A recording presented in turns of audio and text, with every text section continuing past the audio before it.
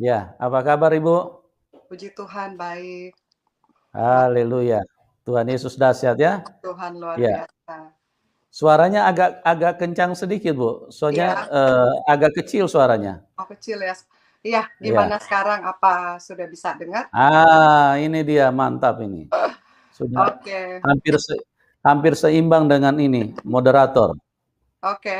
Ya, puji Tuhan, haleluya. Nah, Ya, eh, ya Ibu Joyce, terima kasih ya Anda sudah hadir dan mau berbagi bagaimana Tuhan Yesus yang dahsyat, Tuhan Yesus yang baik, yang telah mengerjakan sesuatu yang begitu luar biasa di dalam kehidupan Anda, dan teman-teman sudah siap untuk mendengarkan apa yang telah Tuhan buat di dalam kehidupan Anda.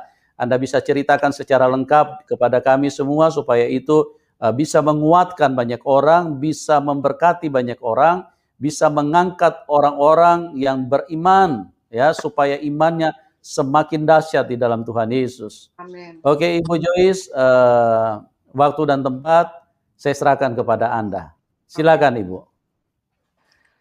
Oke, shalom semuanya. Terima kasih saya sudah diberikan kesempatan untuk hadir di eh, tempat ini untuk bersaksi tentang bagaimana kehidupan saya sebelum saya mengalami kanker darah.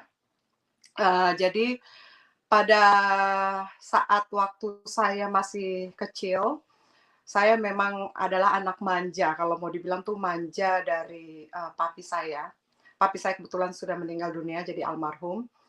Nah, sejak kecil saya tuh mungkin saya belum menyadari bahwa Tuhan itu ternyata sudah memilih saya, kalau orang bilang tuh chosen ya, kita sudah dipilih Tuhan, Tuhan yang memilih kita. Jadi waktu saya kecil itu hidup saya penuh dengan lika-liku, kehidupan yang begitu betul-betul kehidupan zaman dulu pun saya sudah merasakan, seperti kalau mau dibilang itu penderitaan hidup ya.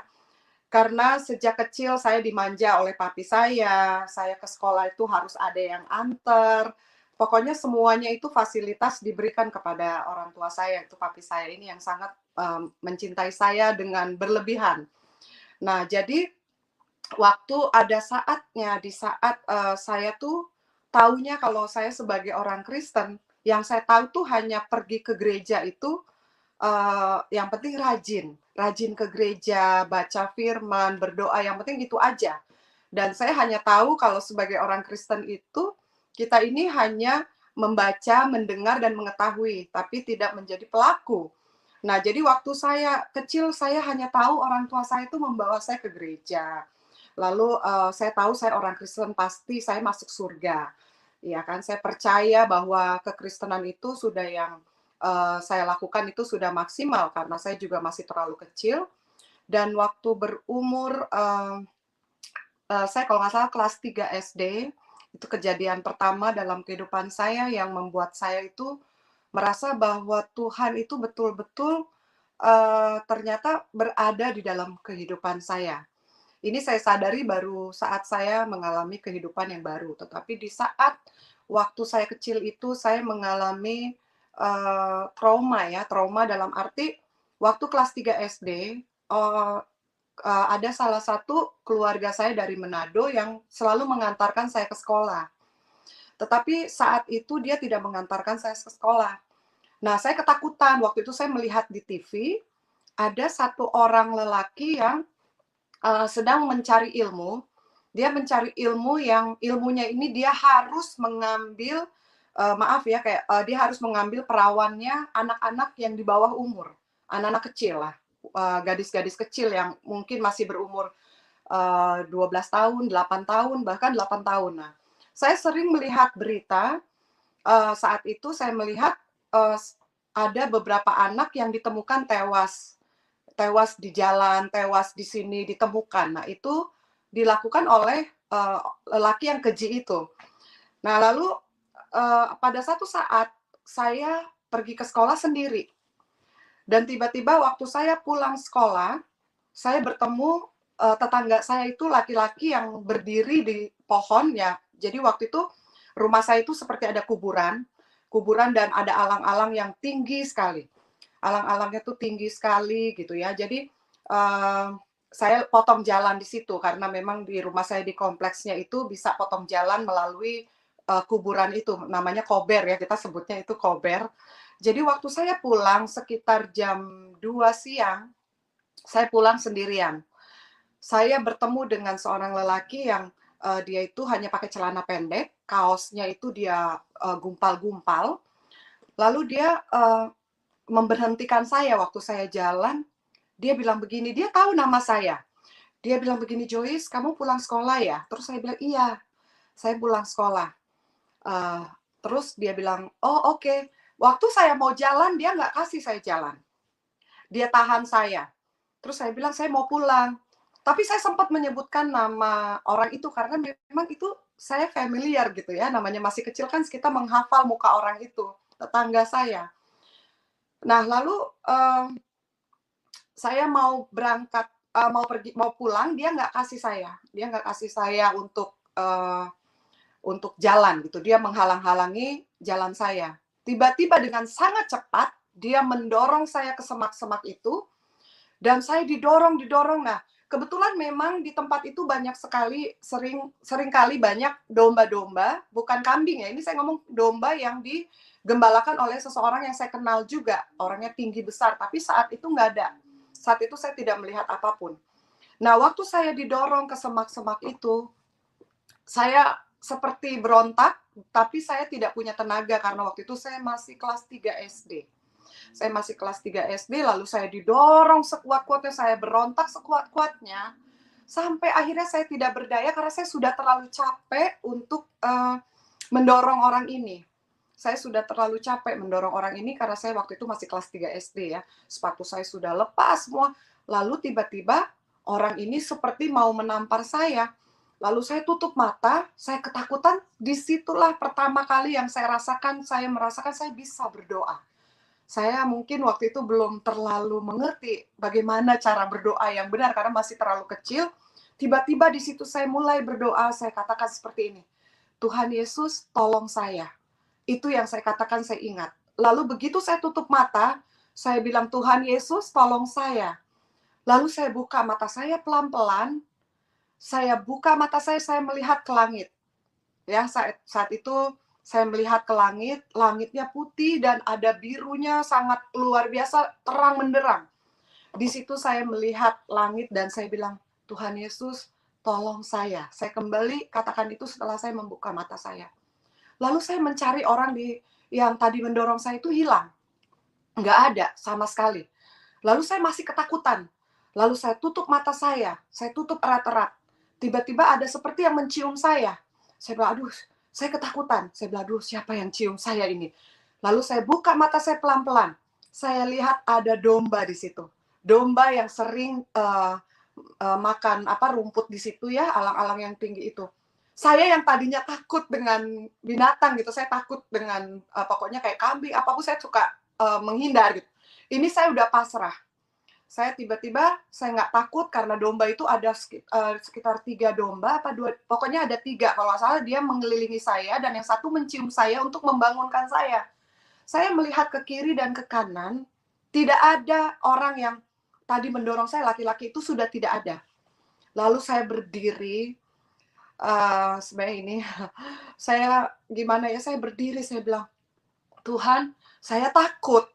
Lalu saya berdiri, saya sudah tidak bawa tas saya lagi, saya tidak bawa lagi, sepatu saya sudah jalan menuju ke kompleks rumah saya. Waktu itu ibu saya menggendong adik saya yang masih kecil, sangat kecil, dan saya sudah berdarah-darah karena itu semak-semak, seperti duri-durinya ada ya, jadi saya berdarah-darah di mana-mana dan mulut saya itu penuh darah karena waktu itu saya disekep ya. Saya tuh mulut saya ditekep gitu, bagaimana ya, pokoknya dipaksa sampai akhirnya mungkin ada kerobekan, lalu berdarah, badan saya penuh darah, waktu itu karena SD itu kan pakaiannya, putih hitam, putih merah, putih merah ya.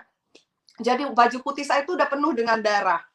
Nah, waktu ibu saya melihat saya, dia melihat saya lalu dia hampir menjatuhkan adik saya dari, gendongannya gitu. Dan saat itu saya hanya bilang ke mami saya gitu ya, saya bilang, "Mami, saya capek." Terus mami saya kaget gitu, "Aduh kamu kenapa?" langsung itu adik saya ditaruh di tempat duduk, saya masuk ke kamar dan disitulah mami saya menghubungi papi saya, waktu itu masih kerja di daerah Tomang.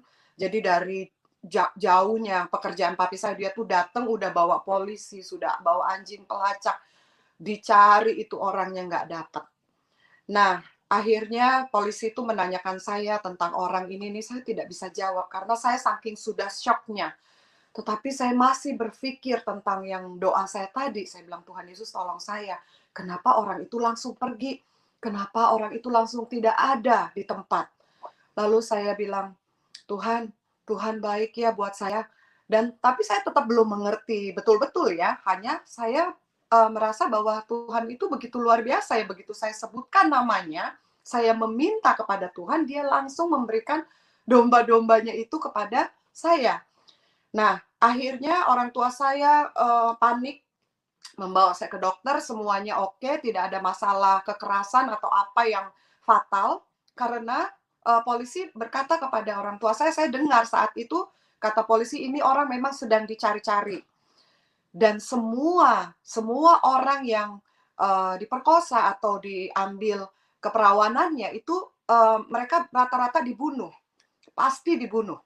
Dan saat itu saya bersyukur tidak terjadi sesuatu dalam tubuh saya dan orang itu sudah lari sebelum dia membunuh saya atau memperkosa saya.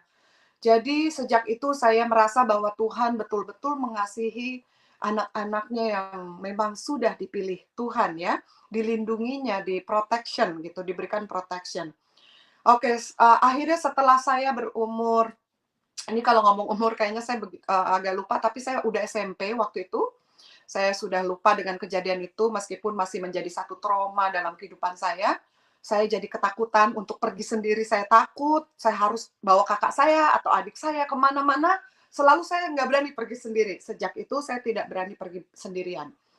Nah, setelah itu saya coba waktu saya SMP, polisi di daerah saya tuh datengin orang tua saya dan datengin rumah saya. Lalu mereka bertanya begini, polisi itu bilang mau bertemu dengan saya. Lalu ibu saya tanya, mami saya tanya, ada apa ya? Ini orang yang mengambil ilmu itu tertangkap. Sudah tertangkap dan dia mau memastikan bahwa apakah betul ini orangnya. Saya sih rasa, aduh, saya udah mau lupain aja susah. Tapi polisi ini memaksa saya untuk datang ke kantor polisi untuk melihat orang itu, apakah benar. Ini orang yang dicari-cari itu sudah tertangkap yang memang waktu itu kejadian di saya juga. Ya, dengan berat hati, akhirnya saya mengikuti apa kata polisi, saya ketakutan, masih ketakutan. Polisinya bilang, tenang aja Ibu Joyce, tenang aja deh Joyce, sorry. Saya tidak akan bikin dia melihat Joyce, tapi Joyce bisa melihat dia. Jadi saya diyakinkan itu kalau dia tuh nggak bisa lihat saya. Jadi memang ada seperti ruangan kaca, saya melihat dia. Jadi saya dipegangin oleh mami saya tuh betul-betul ketakutan ya, shaking gitu, gemeteran. Lalu saya melihat orang itu dibawa, lalu saya lihat, saya cuma bilang begini sama polisi, iya, itu dia. Saya masih mengingat orang itu. Nah, jadi waktu saya pulang, beberapa hari kemudian polisinya menelpon ibu saya, mami saya. Dia bilang, Ibu, ini yang orang kemarin sudah meninggal dunia ya, dinyatakan sudah meninggal dan itu masuk berita di mana-mana. Waktu itu saya diyakinkan supaya saya nggak takut lagi bahwa orang itu sudah meninggal. Dan saya sempat bertanya, meninggalnya kenapa? Karena waktu dia di penjara, dia dipukul sampai biru-biru, dipukul polisi sampai biru, dan pagi-paginya bersih lagi. Itulah ilmunya. Nah, akhirnya satu kali polisi menembak dia. Waktu dia mau coba melarikan diri, polisi menembak dia, akhirnya dia meninggal. Nah, begitulah ceritanya. Oke, jadi sejak itu saya selesai masa ketakutan saya. Nah, di umur 15 tahun saya mulai sakit-sakitan. Ya, waktu itu saya sekolah di Bandung, papi saya mengirim saya sekolah di Bandung karena papi sama mami saya sudah mulai pisah, ya, mau bercerai. Jadi saya dikirim ke Bandung dengan kakak saya. Disitulah saya tahu bahwa Tuhan itu betul-betul mengasihi saya, tetapi saya masih cuek aja, nggak peduli gitu, nggak peduli. Yang penting saya tahu, saya percaya Yesus, saya percaya Tuhan saya. Saya nggak peduli dengan apa yang saya perbuat, apakah itu layak atau berkenan, saya nggak peduli dan saya tidak mengetahui itu. Saat berumur 15 tahun saya bersekolah di Bandung selama 2 tahun, disitulah saya merasakan yang namanya hidup di dunia malam. Tapi memang lucunya saya tidak melakukan, dulu zaman-zamannya dulu tuh gampang sekali untuk mendapatkan obat-obatan seperti ekstasi, narkoba itu gampang, tapi saya tidak pernah mau tergoda dengan itu. Lalu saya tidak minum walaupun saya bekerjanya malam waktu itu saya masih umur 15 tahun. Saya bekerja malam tetapi ada boundary ya, ada batas-batas yang kok saya bisa, lewati itu padahal di depan mata saya teman-teman saya tuh udah bandel banget, udah nggak bener hidupnya. Jadi mau ngapain aja tuh di depan mata saya mereka lakukan, mau minum, mau mabuk, mau berbuat apapun. Jadi saya hanya melihat saat itu, tapi saya tidak bisa, seperti tidak punya kuasa untuk bisa melakukan hal-hal seperti itu. Itu yang saya aneh, padahal kan gampang saja gitu. Atau mungkin saya pikir karena papi saya itu terlalu memberikan saya uang, uang, dan uang. Mungkin saya tidak punya kasih sayang oleh papi saya, dan karena papi saya melepaskan saya di situ dengan kakak saya, jadi saya berpikir hidup saya tuh cukup gitu, saya nggak perlu apa-apa gitu. Nah, akhirnya umur 16 tahun lebih saya setelah selesai sebelum, mungkin SMA kelas 1 atau kelas 2 saya lupa, saya pindah ke Jakarta. Saya, belum sempat lulusan, saya udah pindah ke Jakarta karena kedua orang tua saya bercerai, itu hati saya hancur sekali. Di situ saya mulai merasakan, luka hati, sakit hati karena perceraian orang tua saya. Lalu saya dititipkan kepada saudara saya udah nggak tahu lah, hidup saya udah lontang-lantung ke sana kemari, saya seperti tidak ada arah untuk hidup lagi, ke sana kemari gitu. Tapi akhirnya saya berpikir bahwa saya harus tetap bertahan karena memang saya masih terlalu, muda saat itu ya. Saya tidak bisa melakukan hal-hal yang aneh. Dan waktu umur 16 tahun, saya mulai sakit-sakitan parah. Saya mulai sakit-sakitan saat itu saya dirawat di Rumah Sakit Tebet, Jakarta Timur ya, kalau nggak salah itu, Jakarta Pusat atau apa itu, Rumah Sakit Tebet di Jakarta. Waktu saya sakit, itu betul-betul parah. Waktu saya sakit, tiba-tiba tangan saya ini hitam. Tangan saya hitam, seperti sudah tidak ada darah. Itu saya bukan mau bilang biru atau, ungu atau hijau. Ini tangan saya hitam. Saya melihat tangan saya sendiri, saya takut, seperti jaket saya ini. Dan, suster atau perawat-perawat di situ juga takut melihat tangan saya, jari-jari saya. Lalu papi saya bertanya, "Ini anak saya sakit apa sebenarnya?" Lalu dokter bilang, "Kita tidak bisa mengobati Joyce, karena dia memiliki pembekuan darah yang berlebih, yaitu trombositosis." Saya, mendapat penyakit trombositosis yang adalah pengentalan darah. Pengentalan darah ini menyiksa saya dari saya umur 15 sampai 16 tahun. Di saat 16 tahun hari di mana saya, berulang tahun, saat itu saya keluar masuk rumah sakit, dan saat itu dokter angkat tangan, dari dokter rumah sakit Tebet itu angkat tangan, dia bilang, "Saya sudah tidak bisa menyembuhkan anak Bapak." Lalu semua anggota gereja, semuanya datang mendoakan saya dan mereka memastikan bahwa umur saya itu sudah tidak lama lagi karena kemungkinan besar saya akan mati. Lalu, saya dikeluarkan dari rumah sakit, lalu saya dipulangkan ke rumah, dan pada umur 16 tahun itu ulang tahun saya tepat di bulan Juni, ulang tahun saya 16 tahun, saya, anfal lagi, saya sakit lagi.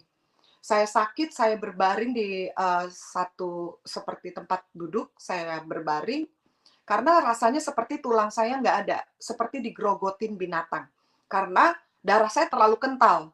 Kalau saya boleh bilang, pengentalan dalam tubuh manusia itu ada 150 ke 400 untuk trombosit, tapi saya ada 800 ke 2,5 juta. Kalau saya bilang juta ya, 2,5 juta, 2.500 ya, lebihnya tuh banyak.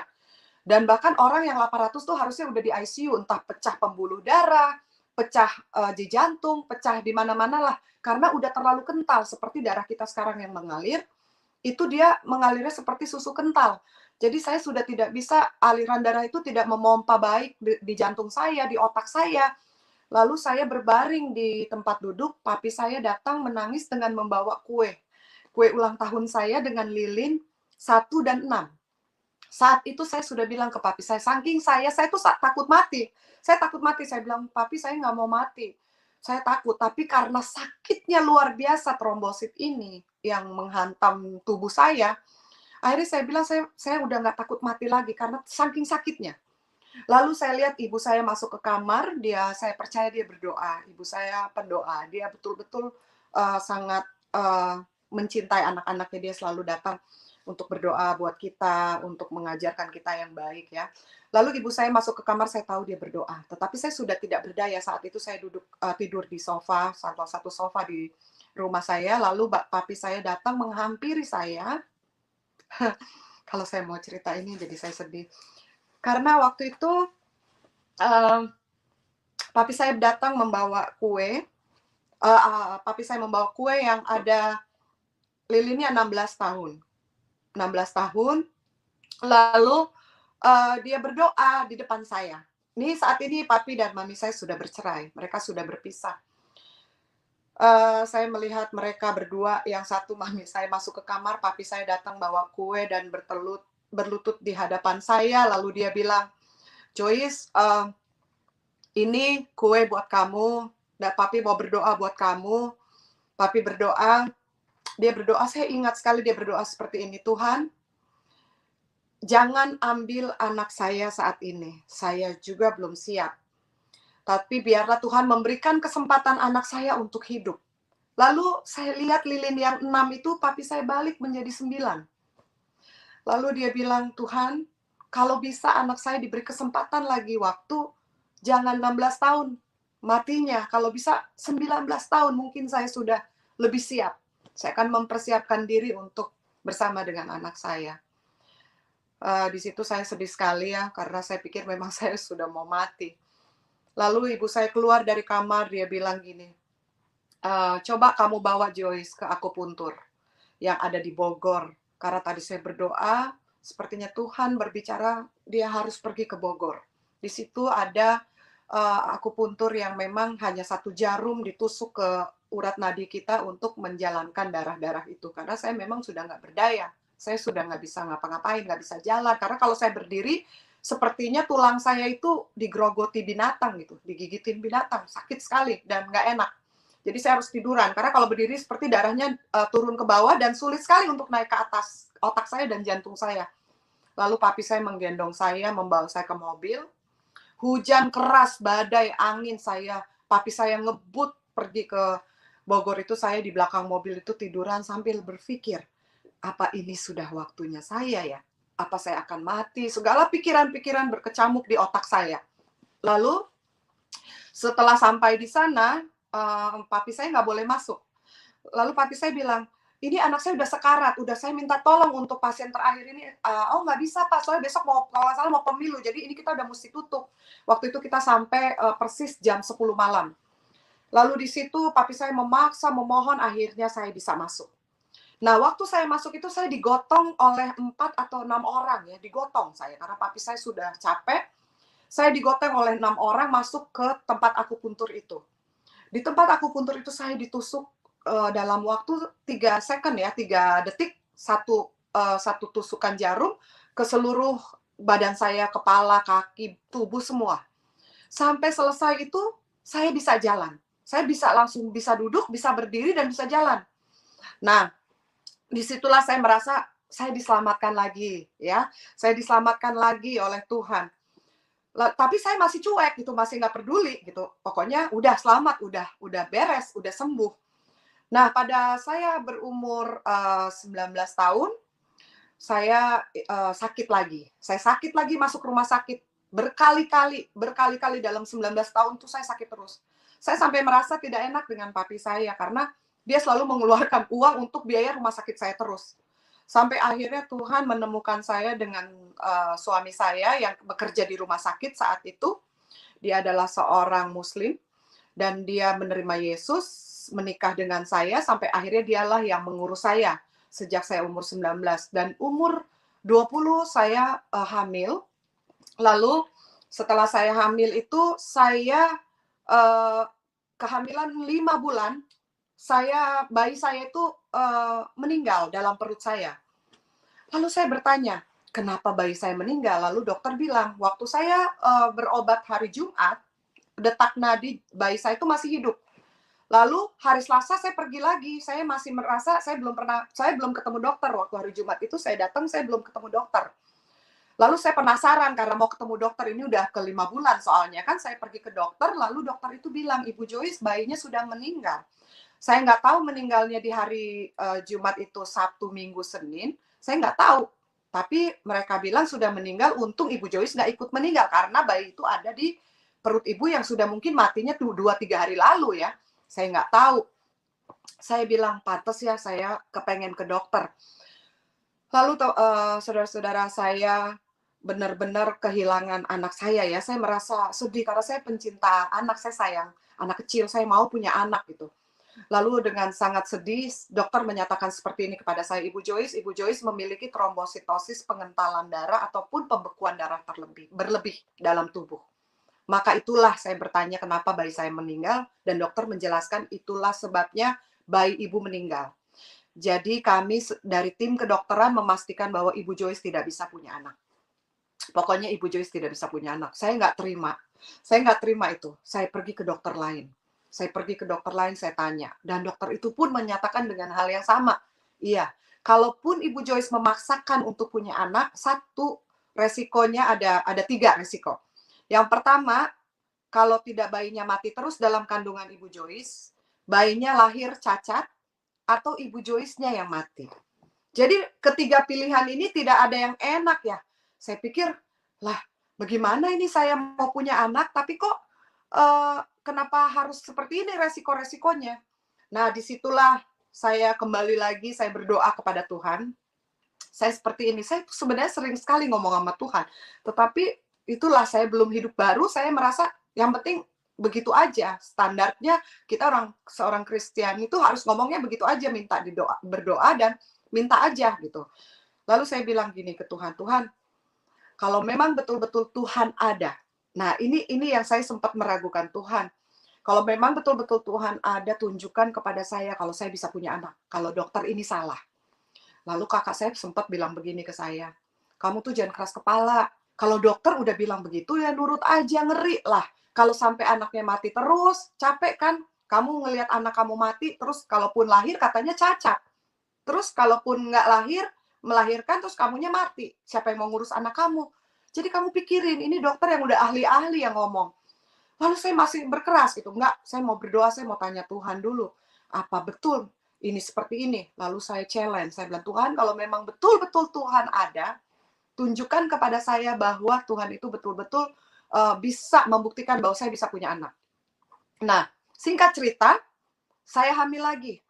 Lahirlah anak saya yang pertama, dan kedua tahun kemudian saya punya anak lagi, dan sampai saat ini saya punya anak 3. Anak saya yang paling kecil udah umur 18 tahun, yang paling kecil 18 tahun. Mereka semua puji Tuhan tidak pernah sakit, puji Tuhan tidak cacat, sehat walafiat. Saya di situ melihat kebaikan Tuhan yang begitu luar biasa terhadap hidup saya, tetapi saya masih saja cuek, masih saja tidak peduli itulah. Saya masih tidak betul-betul percaya mengandalkan Tuhan bahwa oh ini benar dan ikut betul-betul menjadi pelaku firman. Nah, akhirnya teman-teman saya umur 25 tahun, saya bercerai. Dan saat itu karena mantan suami saya ingin melakukan poligami, saya tidak mau dan dia tidak mau membiayai hidup anak saya. Lalu dia bilang, kamu makan aja, urus sendiri urusan kamu. Kamu kan nggak sekolah tinggi, kamu bego, kamu bodoh, kamu mau kerja apa, ngurusin anak, nggak bisa kerja untuk sekolahin anak. Lalu saya cuma jawab begini aja lantang, Tuhan Yesus saya yang akan kasih makan saya. Saya bilang begitu, dan dia mau kembali ke agama lamanya. Nah, disitulah saya bisa melepaskan semua itu dan menjadi satu lagi trauma buat saya di saat pernikahan saya gagal. Akhirnya saya terus mendoakan dia, tetapi dia tetap bersikeras untuk melakukan poligami dan kembali ke agama lamanya. Akhirnya pada umur 27 tahun saya terkena ear infection, kembali saya kena ear infection. Saat itu saya pergi ke dokter THT yang ada di Cikini. Saya jangankan mau makan ya, mau minum air putih aja saya harus berpegangan dengan sesuatu karena sakitnya luar biasa. Lalu di saat dokter THT di kalau nggak salah di Proklamasi ya di Jakarta itu, dia bilang, "Ibu, Joyce kamu harus dioperasi segera mungkin karena ini telinga kamu yang sebelah kiri ini sobek. Sobeknya lumayan besar dan kalau kamu mandi masuk itu menjadi jamur di telinga kamu dan bisa mengganggu otak kecil kamu dan itu kamu bisa saraf otaknya terganggu, kamu bisa jadi apa tuh kalau orang Manado bilang jadi meng-meng ya. Jadi gila sendiri gitu loh. Apa jadi otak kita tuh terganggu, otak kecil jadi kita bisa seperti stroke ringan atau apalah menurut dokter. Lalu saya waktu itu kesakitan. Ada satu saat saya sakit sekali dan mami saya membawa saya lagi ke dokter dan dokter itu bilang, "Kamu harus segera dioperasi." Saya tanya sama dokter, "Operasinya bagaimana, dokter?" Ini sakitnya luar biasa. Dia sedot kuping saya itu ada seperti jamur. Seperti ini, yang seperti jamurnya tuh hidup gitu. Bisa kayak hidup. Sakitnya luar biasa. Aduh, sakitnya itu nggak terkatakan ya. 3 kali lipat sakit gigi atau whatever itu. Lalu saya bilang, "Aduh, saya operasi harus dirobek di kuping sini, dibuka." Saya bilang, "Saya nggak mau." Lalu dokter bilang, "Lalu kenapa Ibu ke rumah sakit? Kalau memang nggak mau dioperasi, ya nggak perlu ke rumah sakit lah. Saya cuma mau, Ibu Joyce dioperasi." Itu salah satu jalan keluar satu-satunya. Lalu saya pulang ke rumah, saya berdoa lagi. Saya bilang, "Tuhan, saya tidak mau dioperasi, sembuhkan kuping saya." Sejak saat itu saya tidak pernah lagi sakit kuping. Tidak pernah saya merasakan sakit kuping.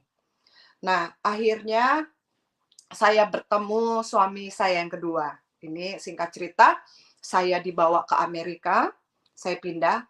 Tapi sebelumnya kakak saya memang pernah berbicara kepada saya gitu, minta, "Joyce, yuk kita ke Amerika aja yuk. Katanya di Amerika kita bisa kerja, kita bisa cari uang. Kan kamu punya anak nih. Jadi supaya kamu bisa membiayai anak kamu, tidak sulit di sini mengandalkan papi saya," gitu kan. Tapi akhirnya saya berpikir, aduh gimana mau ke Amerika ya, dulu ngambil visa itu cuma 500.000 kalau nggak salah 250.000 atau murah sekali. Itu pun saya nggak punya uang gitu, saya cuma mengandalkan, susu anak-anak, makanan anak-anak tuh dari papi saya gitu. Akhirnya saya bilang, "Saya nggak bisa, kayaknya nggak mungkin saya ninggalin anak 3, lalu saya musti pergi ke Amerika yang biayanya juga lumayan, terus enggak deh, kayaknya nggak ada kepikiran." Sampai akhirnya saya dipertemukan Tuhan oleh, suami saya yang kedua ini, dia mengklaim saya untuk datang ke Amerika. 1 tahun saya di Amerika, dengan berbagai ujian-ujian hidup. Akhirnya saya menjemput ketiga anak saya bawa semua ke Amerika, itu semua jalan Tuhan. Masih tidak saya sadari bahwa Tuhan itu betul-betul mencintai saya, mencintai kita semua anak-anaknya. Tapi itulah manusia hanya taunya minta, minta, minta, tanpa menyadari kita ini sudah berbuat sesuatu nggak buat Tuhan. Tidak ya, kita seringkali seperti itu, manusia hanya mau meminta, meminta, meminta, udah dikasih lupa, itu saya. Lalu sampai di Amerika saya buka bisnis dengan suami saya, puji Tuhan berjalan selama kurang lebih 2 tahun, akhirnya bisnis itu harus hilang, saya tidak peduli karena waktu itu saya akhirnya mau bisa membawa papi dan mami saya bersama-sama dengan saya ke Amerika dan mereka juga akhirnya pulang lagi. Nah, disitulah sejak saya di Amerika, pertama saya datang 2007 dan di tahun 2010 saya mengalami ear infection lagi. Saya merasa kuping saya sakit lagi. Nah, ini Tuhan saya, luar biasa dahsyat. Dia mengingatkan saya terus, dia memanggil saya terus. Dia mau saya aware. Dia mau menyadarkan diri saya bahwa, "Hey, saya itu loh yang nyembuhin kamu, saya itu loh yang berkuasa atas hidup kamu." Dia mau, memanggil terus saya gitu. Lalu, saya ini kalau ke gereja, saya selalu diundang nyanyi. Saya tuh cuma tahu ke gereja nyanyi, beribadah, makan, ngobrol, pulang, beribadah, makan, ngobrol, pulang, udah sepertinya hambar aja. Nah, pada satu saat saya mengalami ear infection lagi, sakit kuping saya pergi ke dokter. Lalu di situ saya berdoa, saya bilang, "Tuhan, saya nggak mau dioperasi di Amerika pun saya nggak mau nih, kalau kuping saya harus dibelah-belah." Saya ngomong sendiri aja, comot-camit gitu pikiran saya, Tuhan pasti denger lagi nih doa saya. Lalu tiba-tiba dokternya bilang gini, "Ibu Joy, saya mau foto ya kamu punya telinga, karena sepertinya ada sesuatu yang nggak baik karena dengan apa yang Ibu alami ya. Oke, akhirnya difoto telinga dalam saya. Seminggu kemudian saya datang ke rumah sakit THT di Amerika ya, saya sudah di Amerika itu 2010, dokter langsung duduk, dia mau menyatakan hasil daripada foto yang saya miliki. Lalu dokter ini bilang begini sama saya, Ibu Joyce, ini hasilnya sudah ada. Terus ditanya sama dia, saya bilang, apa Ibu Joyce pernah surgery, operasi gitu di kuping? Saya bilang, aduh nih dalam hati saya ini pasti mau disuruh operasi nih. Saya bilang, saya nggak pernah operasi, saya nggak pernah dioperasi. Ibu yakin? Dia bilang, Ibu yakin tidak pernah ada operasi atau apapun? Saya bilang, saya yakin dan sangat yakin, saya yakin-yakinnya tidak pernah saya dioperasi. Saya tidak pernah dioperasi. Kenapa dokter? Saya tanya. Saya penasaran. Karena begini Ibu Joyce, lalu dia melihatkan hasil daripada telinga dalam saya. Ini loh, kalau Ibu Joyce bilang tidak pernah dioperasi, kenapa kuping Ibu Joyce seperti ada jahitan? Seperti ada lubang yang sudah pernah robek, lalu dijahit oleh tim dokter, tim medis. Ini kita kan dari kedokteran kita tahu ini pasti sudah pernah dijahit oleh dokter gitu. Lalu saya kaget, hah? Kapan saya operasinya? Saya bilang nggak pernah, iya. Gendang telinga ibu nggak ada masalah, cuman ibu mungkin karena nggak biasa dingin di Amerika, jadi dia terjadilah bunyi yang teng gitu, saya nggak tahan gitu sampai mengakibatkan rasa sakit gitu ya. Jadi saya mungkin karena udah ketakutan, saya ke dokter itu. Lalu dokter itu bilang, ini ibu kupingnya ada jahitan, sudah dijahit gitu. Terus saya bilang, loh dokter periksa aja sendiri kuping saya bilang, nih periksa sendiri, apa ada, itu benar-benar dokternya ngelihat kuping saya, saking penasaran dokternya, dia buka gitu, oh iya ya, nggak ada potongan, nggak ada apapun. Lah kan saya bilang nggak ada, saya nggak dijahit, nggak diapa-apain. Lalu saya bilang, dalam hati saya gini, aduh ini jangan-jangan Tuhan Yesus yang jahit ya kuping saya. Kok sampai bisa ada jahitan seperti itu? Dan dokter bilang, saya betul-betul ada jahitan. Akhirnya dokternya juga udah bingung kali. Terus dokternya bilang, oke, well, ibu nggak apa-apa, kupingnya oke, cuma dikasih obat aja. Tapi dikasih obat pun saya nggak minum. Saya pikir kalau udah nggak sakit, ngapain saya minum-minum obat, ngerusak sesuatu yang lain, kuping saya sembuh. Tapi saya akhirnya, puji Tuhan, kuping saya sembuh. Saya masih berpikir, siapa yang jahit itu kuping saya? Saya masih terus berpikir. Nah, akhirnya, saudara-saudara, saya tenang-tenang, hidup saya itu tenang, aman-aman saja, sampai akhirnya saya di tahun 2018 saya pergi ke 2015 saya pergi ke Indonesia, pulang ke Indonesia. Di situ saya kena waktu itu saya tidak, maaf ini saya tidak period menstruation ya, kalau Indonesianya apa menstruation ya, maksudnya saya tidak mendapatkan sirkulasi darah yang baik sehingga sudah 2 bulan saya tidak menstruasi. Lalu saya cerita dengan kakak saya yang perempuan, dia bilang begini, kamu pergi aja ke dokter di Tomang, tuh bagus banget. Orang yang nggak bisa hamil aja bisa hamil. Apalagi cuma masalah sirkulasi darah, dia pinter, dia jago banget dokternya. Lalu saya ikut, apa kata kakak saya ikut. Karena saya pikir itu bagus, saya mau tanya tentang hormon saya kenapa seperti ini. Lalu saya pergi ke dokter itu, dan dokter memeriksakan saya, USG ya. Saya lihat pasiennya banyak sekali memang di Tomang. Saya bilang, aduh ada apa ya, udah 2 bulan nih, ada apa gitu saya pikir. Lalu dokternya kaget ngelihat perut saya. Dia bilang, aduh Ibu Joyce, ini bahaya nih katanya. Aduh saya bilang, apa lagi? Saya pikir saya hamil lagi gitu. Tapi dia bilang, Ibu Joyce ini ada tumor. Nah, waktu dokter itu bilang ada tumor, saya sempat kaget, aduh tumornya ganas atau tumor biasa nih. Lalu dia cek lagi, dia bilang ini seperti tumor dan miom, antara dua, tapi sepertinya dia lebih ke tumor ya. Tapi dia bilang, udahlah saya pastikan ini tumor miom lah, pokoknya ini besarnya sebesar 12 cm. Saya bilang, aduh apalagi ini. Tidak henti-hentinya penderitaan saya, walaupun jangka waktunya agak lama, tapi tetap saya sudah merasakan sakit yang seperti orang mau mati besok gitu. Saya bilang, aduh dokter gimana nih, saya tuh ketakutan. Saya ketakutan, khawatir, segala macam. Karena waktu saya ke Indonesia, anak saya ada di Amerika, kalau terjadi sesuatu dengan saya kan saya takut gitu. Akhirnya dokter bilang, kamu harus minum obat. Kalau obat ini membantu tumor ataupun miomnya Ibu Joyce, kita tidak perlu operasi. Tapi kalau dengan obat ini tidak turun, Ibu Joyce harus segera dioperasi.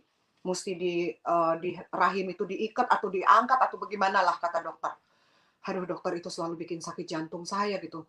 Akhirnya saya keluar, saya ketakutan gitu. Saya dikasih resep dokter. Cepat-cepat saya tebus resepnya. Cepat-cepat saya tebus resepnya, ada 4 atau 5 macam resepnya. Saya nggak tahu resepnya, lucunya tidak dibilang ini untuk apa, warnanya pink, warnanya biru, warnanya putih. Saya bilang, ini obat untuk apa banyak begini? Sudah saya tebus lumayan mahal, obatnya lumayan mahal ya. Lalu, mohon maaf, lumayan mahal obatnya. Lalu begitu saya kumpulkan obatnya, tiba-tiba saya mendengar bisikan, buang semua obat itu, jangan kamu minum. Terus saya bilang, lah, saya udah tebus-tebus obat banyak ini, masa saya nggak boleh minum gitu kan? Nah itulah saudara-saudara, saya sudah sering sekali mendengar suara Tuhan, saya sudah sering kali dijawab doa saya oleh Tuhan, tapi saya tuh masih ignore, nggak peduli gitu, masih cuek. Terus tapi saya ngomong gitu lah, kenapa saya mesti buang ya ini obat? Tapi saya lihat satu-satu juga gini, nggak ada namanya, ini untuk apa? Nggak ada nama, tapi saya udah tebus, saya udah buang uang. Itu bodoh, tidak dipakai hikmat saya. Lalu saya pergi ke dokter kandungan saya yang adalah saat itu dia ketua ID ya, Ikatan Dokter Indonesia, dia adalah ketuanya. Saya cari dia karena dia adalah dokter yang melahirkan ketiga anak saya. Dia sekarang sudah menjadi ketua ID.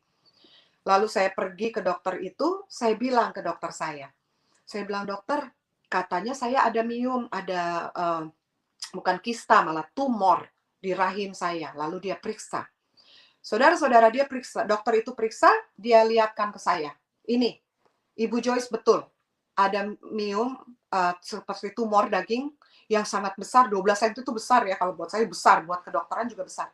Ini harus segera diangkat. Dan kemungkinan besar rahim Ibu Joyce juga bisa ikut terangkat, harus diangkat karena ini sepertinya bahaya. Karena ada tanda-tanda merah apalah di kedokteran. Aduh, saya bilang operasi, kuping aja saya nggak mau operasi, ini perut mesti dibelah, mesti diambil dagingnya. Aduh, saya udah kepikirannya yang ngaco-ngaco gitu. Aduh, bagaimana ya kalau terjadi sesuatu, saya punya pengentalan darah berlebih. Ya, darah saya tuh kentalnya luar biasa. Lalu dokter saya sampai sempat bertanya, Ibu Joyce masih memiliki penyakit trombositosis? Saya bilang masih. Saya heran sama Ibu Joyce. Ini dokter saya yang bilang, kenapa ya Ibu Joyce? Biasanya orang masuk ICU itu udah 800 loh pengentalan darahnya. Ibu Joyce sampai 2,5 juta. Kok bisa berjalan, bisa begini keadaannya? Nggak kenapa-napa. Saya bilang, saya nggak tahu juga dokter ya. Saya terkagum-kagum melihat Ibu Joyce masih bisa bertahan hidup ya. Orang yang kena stroke atau pengentalan darah, pecah pembuluh itu biasanya udah di 800 posisi trombosit mereka. Tapi saya bilang, ya saya nggak tahu lah, itu kebesaran Tuhan aja. Saya bilang kebaikan Tuhan, anugerah Tuhan. Dokternya hanya mengangguk-angguk karena beda agama dengan saya, tapi dia menghargai itu. Lalu dia bilang, bagaimana Ibu Joyce, mau di schedule untuk operasi? Saya bilang, iya deh, saya di schedule aja, nanti biar saya bicara dengan suami saya dan anak-anak saya di Amerika. Lalu dalam waktu 1 minggu tuh di schedule, seminggu kemudian saya tuh bergumul, teman-teman. Saya bilang, aduh Tuhan, saya nanti dipotong, dioperasi, saya nggak minum obatnya. Bagaimana ya? Aduh, bagaimana ini? Nah, tiba-tiba 1 minggu datang, saya pergi ke dokter itu. Ini khawatir ya, takut. Padahal saya percaya Yesus, tapi saya khawatir gitu. Saya takut, saya doubt dia gitu. Aduh Tuhan, kalau sampai begini, saya operasi, saya nggak bangun lagi. Terus nanti saya pingsan, terus pendarahan. Aduh, udah pikiran yang jelek-jelek. Karena setan itu membuat kita tuh berpikirnya yang jelek-jelek terus ya, yang nggak enak, yang nggak bagus. Nah, akhirnya begitu saya datang duduk, saya udah pasrah. Saya pasrah, tapi tiba-tiba 2 pasien setelah saya nanti, habis 2 pasien ini saya yang dipanggil, saya tiba-tiba ke toilet. Saya ke toilet, saya berdoa seperti ini sama Tuhan. Saya berdoa lagi nih teman-teman, saya berdoa lagi. Saya bilang, Tuhan, saya takut sekali ini mau schedule operasi, mau dilihat letak di mana tumor saya, letak di mana miom saya. Saya takut kalau sampai terjadi sesuatu sama anak-anak saya bagaimana di sini? Saya nggak bisa ngapa-ngapain. Lalu saya bilang, Tuhan tolong dong. Tuhan kan selama ini jawab doa saya. Saya aware. Kalau Tuhan menjawab doa saya aware, saya sadari. Tapi setelah Tuhan menjawab, saya udah nggak sadar lagi gitu. Lalu saya bilang sama Tuhan, Tuhan, kalau bisa, mium ini, tumor ini turun sampai 5 cm waktu diperiksa nanti, supaya tidak jadi operasi. Saya bilang begitu sama Tuhan, saya bargaining sama Tuhan, saya bicara dengan Tuhan. Kalau bisa ya Tuhan tolong saya mohon. Di kamar mandi saya minta doa saya dikabulkan. Saya bilang, Tuhan turun aja 5 cm, nggak apa-apa. Tumor atau miumnya masih ada di perut saya, yang penting saya nggak mau dioperasi. Saya tidak mau dioperasi.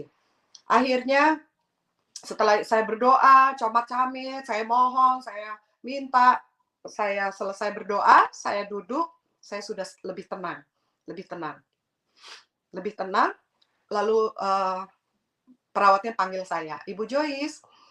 Lalu saya masuk, dokternya bilang, Ibu Joyce, kita mau schedule untuk surgery ya, operasi Ibu Joyce. Saya bilang, iya dokter, saya mau periksa lagi letak-letaknya di mana supaya kita mau foto, supaya operasinya berjalan dengan benar dan tepat. Saya bilang, iya dokter. Selama 15 menit dokter memeriksakan perut saya, periksa dalam, dia seperti orang bingung. Dokter itu gelisah. Dia ngeliat ke monitor, dia bingung, dia pencet perut saya sini, pencet sana, pencet sini. Saya tuh nggak dibiarin ngomong, biasa saya nanya-nanya, dokter gimana, oh tunggu ya Bu. Ini dokternya diem aja, saya tanya, dokternya diem aja, sama susternya di sebelah. Nah setelah 15 menit pemeriksaan selesai, dokter duduk, saya duduk. Dokternya mencatat-catat sesuatu, lalu dokter bilang begini ke saya, Ibu Joyce, begini, tadi selama 15 menit saya minta maaf, saya nggak bisa ngomong sama ibu karena saya lagi sedang mencari letak mium ataupun tumornya. Lalu bagaimana dokter?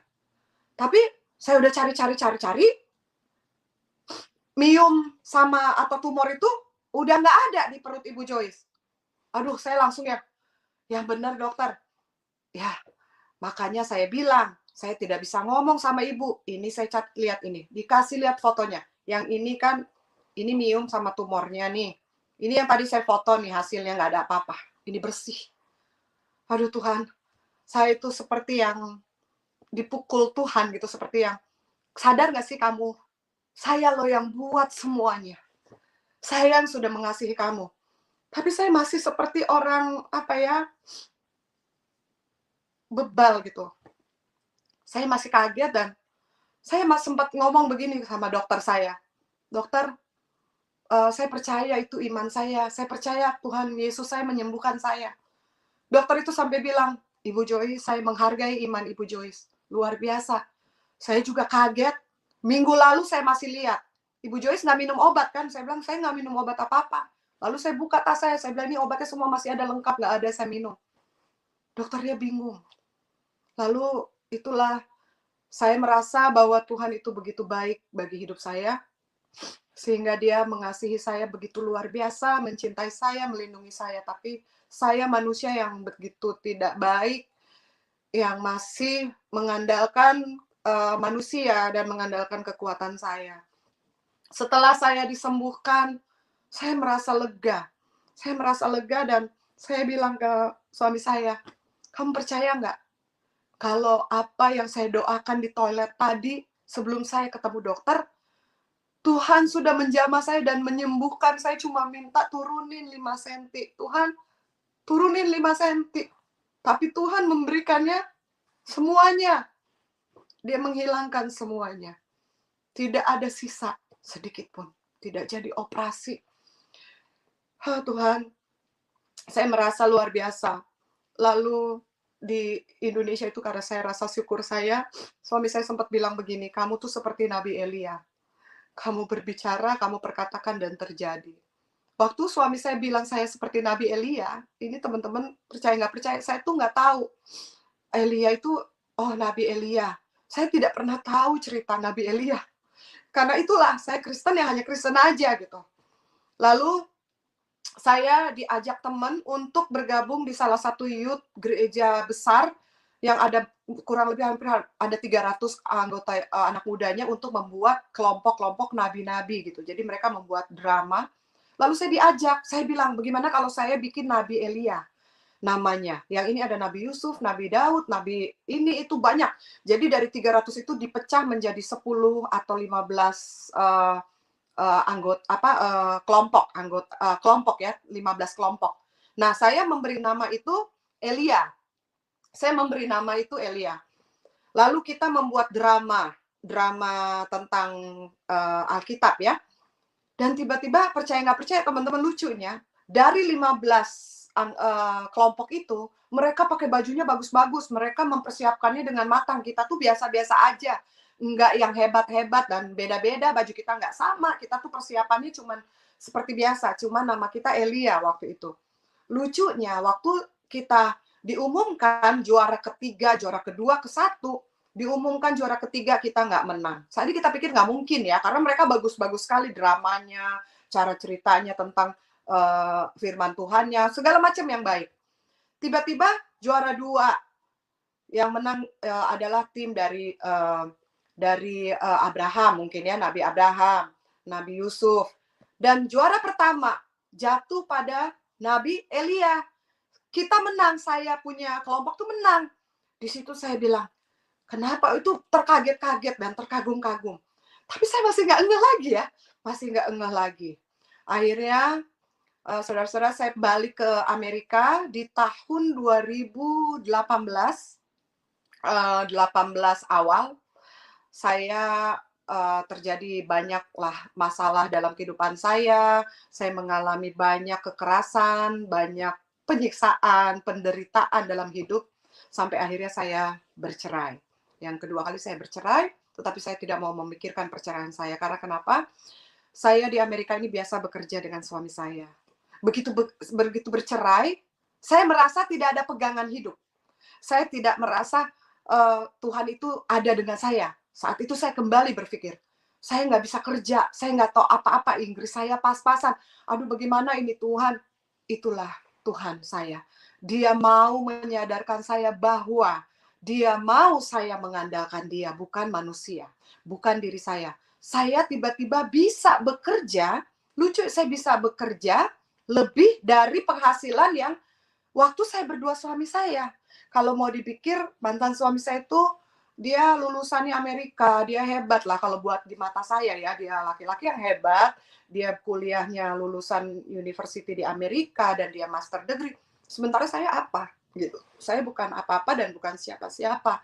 Saya hanya lulusan SMA juga belum selesai. Saya orang yang tidak anak manja, dimanja papi saya sakit-sakitan, penuh penyakit lah, pokoknya hidup saya tuh sepertinya hanya kasih karunia Tuhan aja yang memberikan saya sampai detik ini nafas kehidupannya. Sampai saya sempat mau bunuh diri, saya bilang hidup ini udah nggak ada artinya. Sudah tidak ada artinya lagi, saya udah capek mengalami sakit, mengalami penderitaan ini itu sejak kecil. Lalu saya di Amerika datang cuma seperti ini untuk apa? Sepertinya dunia ini gelap. Lalu Tuhan berbicara, mulai Tuhan berbicara terus dengan saya tetap ignore, tetap masih. 2018 saya bilang, Tuhan kenapa Tuhan biarinin saya? Saya nggak bisa kerja sendiri, saya tiba-tiba dapat kerja yang bagus. Bahkan gaji dari saya berdua dengan suami saya itu saya punya sendiri.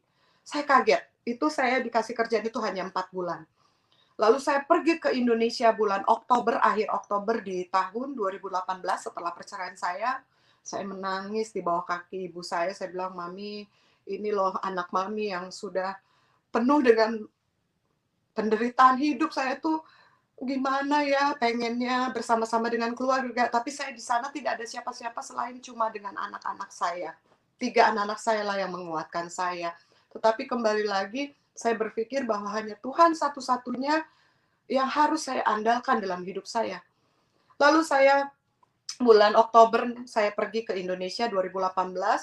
Saya bertemu keluarga saya hanya 2 minggu, tiba-tiba disitulah terjadi buat saya malapetaka karena tubuh saya seperti biru-biru.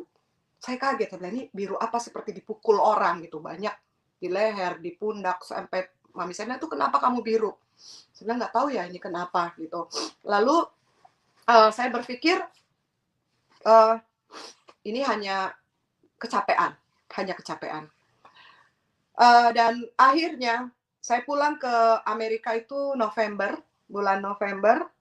Saya pulang bulan November, saya pergi ke Amerika itu saya periksa semua kesehatan saya di bulan Desember 2018. Nah, saya baru mendapatkan pekerjaan yang baru yang nggak terlalu susah. Tuhan memberikan saya jalan keluar, kembali memberikan saya jalan keluar. Lalu saya mendapatkan berita setelah saya memeriksakan darah saya itu di bulan Desember ya, saya lupa tanggalnya, mungkin sekitar tanggal 13 Desember 2018. Saya lagi bekerja saat itu, saya menjaga pasien, satu pasien saya jaga waktu itu di private care ya, saya kebetulan kerja sebagai private care atau disebutnya caregiver di sini, NAR. Saya menjaga satu pasien saya dan saya melakukan semua pekerjaan rumah juga. Maksudnya saya menjaga dia, saya cuci piring, saya periksa darah, saya suntik dia dengan diabetiknya, dengan ini semua pekerjaan yang semuanya saya kerjakan. Di saat saya lagi cuci piring, dokter menghubungi saya. Dia bilang, Joyce, ini saya dokter dari onkologi Seattle, mau memberitahu kamu tentang hasil darah. Nah, ini saya bingung. Jarang kan dokter mau langsung ngomong ya. Waktu itu nurse-nya dulu, terus ditransfer ke dokter. Terus saya tanya, ada apa ya dokter? Kamu harus ketemu saya secepatnya. Saya bilang, ada apa dulu dokter? Ini saya lagi kerja. Iya, kalau bisa besok kamu langsung ketemu saya. Iya, tapi ada apa? Oke, mau saya bilang di sini atau nanti pas ketemu? Saya bilang sekarang aja. Saya mau sekarang. Karena saya orang penasaran. Saya mau dibilangnya sekarang. Lalu dokter bilang, hasil darah kamu jelek karena kamu mengidap penyakit kanker darah, leukemia cancer, yang ganas, melekut akut, AML yang sudah ada 40% di dalam tubuh kamu, dan mostly kalau sudah 40% dia akan naik jadi 50-60 itu cepat sekali, dan darah merah kamu akan drop turun, dan kamu organ-organnya akan rusak dengan sendirinya. Oksigen dalam darah kamu akan menurun, yang 100% oksigen akan turun jadi 80, 70, 60, dan sudah. Waktunya kamu sudah habis. Lalu saya dengar begitu, saya udah nggak bisa ngomong apa-apa. Cuma air mata yang keluar. Saya hanya nangis, saya hanya bilang, oh begitu ya dokter, iya. Jadi kamu bisa ketemu saya besok? Iya, saya bilang, iya saya ketemu dokter besok. Lalu saya pergi ke dokter besoknya, dokter bilang sama saya, Joyce, sangat disayangkan kamu memiliki kanker darah yang ganas. Dan kamu harus segera melakukan bone marrow untuk pencangkokan darah kamu. Karena dari kecil kamu sudah mengalami kelainan darah, maka tidak heran kalau kamu memiliki kanker darah ini. Jadi ini seperti adik kakak, penyakit adik kakak. Jadi kalau nggak kena lupus, ya leukemia. Tapi leukemia yang kamu punya itu adalah leukemia melekut akut, yang AML itu yang jenisnya yang ganas, dan ini sudah betul-betul hidup di dalam tubuh kamu. Lalu kamu harus melakukan treatment, segera melakukan treatment yaitu kemoterapi. Itu teman-teman rasanya gimana ya? Kalau kita coba, kita merasakan pribadi kita tuh yang duduk di depan dokter dinyatakan harus kemo. Saya kan melihat berita-berita yang di kemo itu rambutnya botak, terus sakit, selama di rumah sakit tuh bolak-balik tuh nggak ada pengharapan gitu. Saya tuh yang gimana itu, disitulah hati saya terpukulnya luar biasa seperti pakai martil gitu loh. Hati saya tuh kayak, kamu keras tuh. Kamu betul-betul harus sadar. Nah, disitulah 2018 itu saya mulai menyadari, saya berhenti dari pekerjaan saya itu, saya mendapat pekerjaan lagi yang baru, karena saya waktu itu saya 2-3 hari nggak bisa masuk. Agensi saya bilang, kamu istirahat aja, nanti kamu dapat kerja yang lain lagi, karena saya sempat shock ya. Sampai di rumah itu saya belum menghubungi keluarga saya, belum ngomong ke anak-anak saya gitu. Saya nangis dulu pas saya pulang dari rumah sakit itu, saya nangis terseduh-seduh gitu. Tuhan, saya bilang, saya punya kanker nih, saya udah mau mati nih, saya gimana nih, hidup saya begini terus, hidup saya nggak pernah happy, baru mau senang, tiba-tiba datang lagi masalah, baru mau senang, ada aja masalah. Kenapa sih Tuhan, Tuhan itu gimana sih sama saya? Lalu saya pulang, saya lepas semua tas saya masuk ke kamar, saya bertelut, saya berdoa.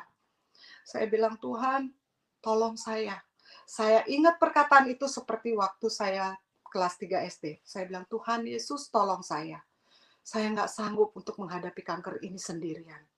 Kalaupun saya harus hadapi ini, saya mohon Tuhan berada di dekat saya supaya saya bisa kuat menjalani semua ini. Lalu teman-teman, Saudara-saudara, saya pergi ke dokter lagi minggu berikutnya, dokter menyatakan gimana, itu saya kebetulan datang dengan anak saya yang paling kecil, dia yang menemani saya karena anak saya yang 2 sepertinya tidak sanggup ya, saya sudah beritahu mereka seperti syok, kaget, dan mereka sedih pastinya. Dan mereka tahu bahwa kanker darah ini yang mostly dokter bisa menyatakan kanker darah ini umur berapa kamu bertahan gitu ya, itu mostly yang tepatnya lebih lebih sering tepat dokter itu menyatakan tentang leukemia cancer dibanding dengan breast cancer, brain cancer, atau kanker-kanker lainnya. Lalu saya pergi ke dokter dengan anak saya yang paling kecil, dokter bilang, "Ibu Joyce, sudah siap di kemo, kita mulai minggu depan, Ibu Joyce akan stay di rumah sakit selama 3 bulan." Saya bilang, "Waduh, 3 bulan saya di rumah sakit?" "Iya, 3 bulan karena Ibu Joyce akan mengalami kebotakan, mungkin rasa panas." Lalu saya tanya sama dokter, saya banyak bertanya, saya bilang, "Dokter, bagaimana kalau misalnya teman saya ada yang kena kanker breast cancer?" Kata dokter, eee jalan terbaiknya adalah kemoterapi, tapi akhirnya baru di kemo pagi, malamnya dia meninggal dunia, itu bagaimana? Saya sampai tanya gitu.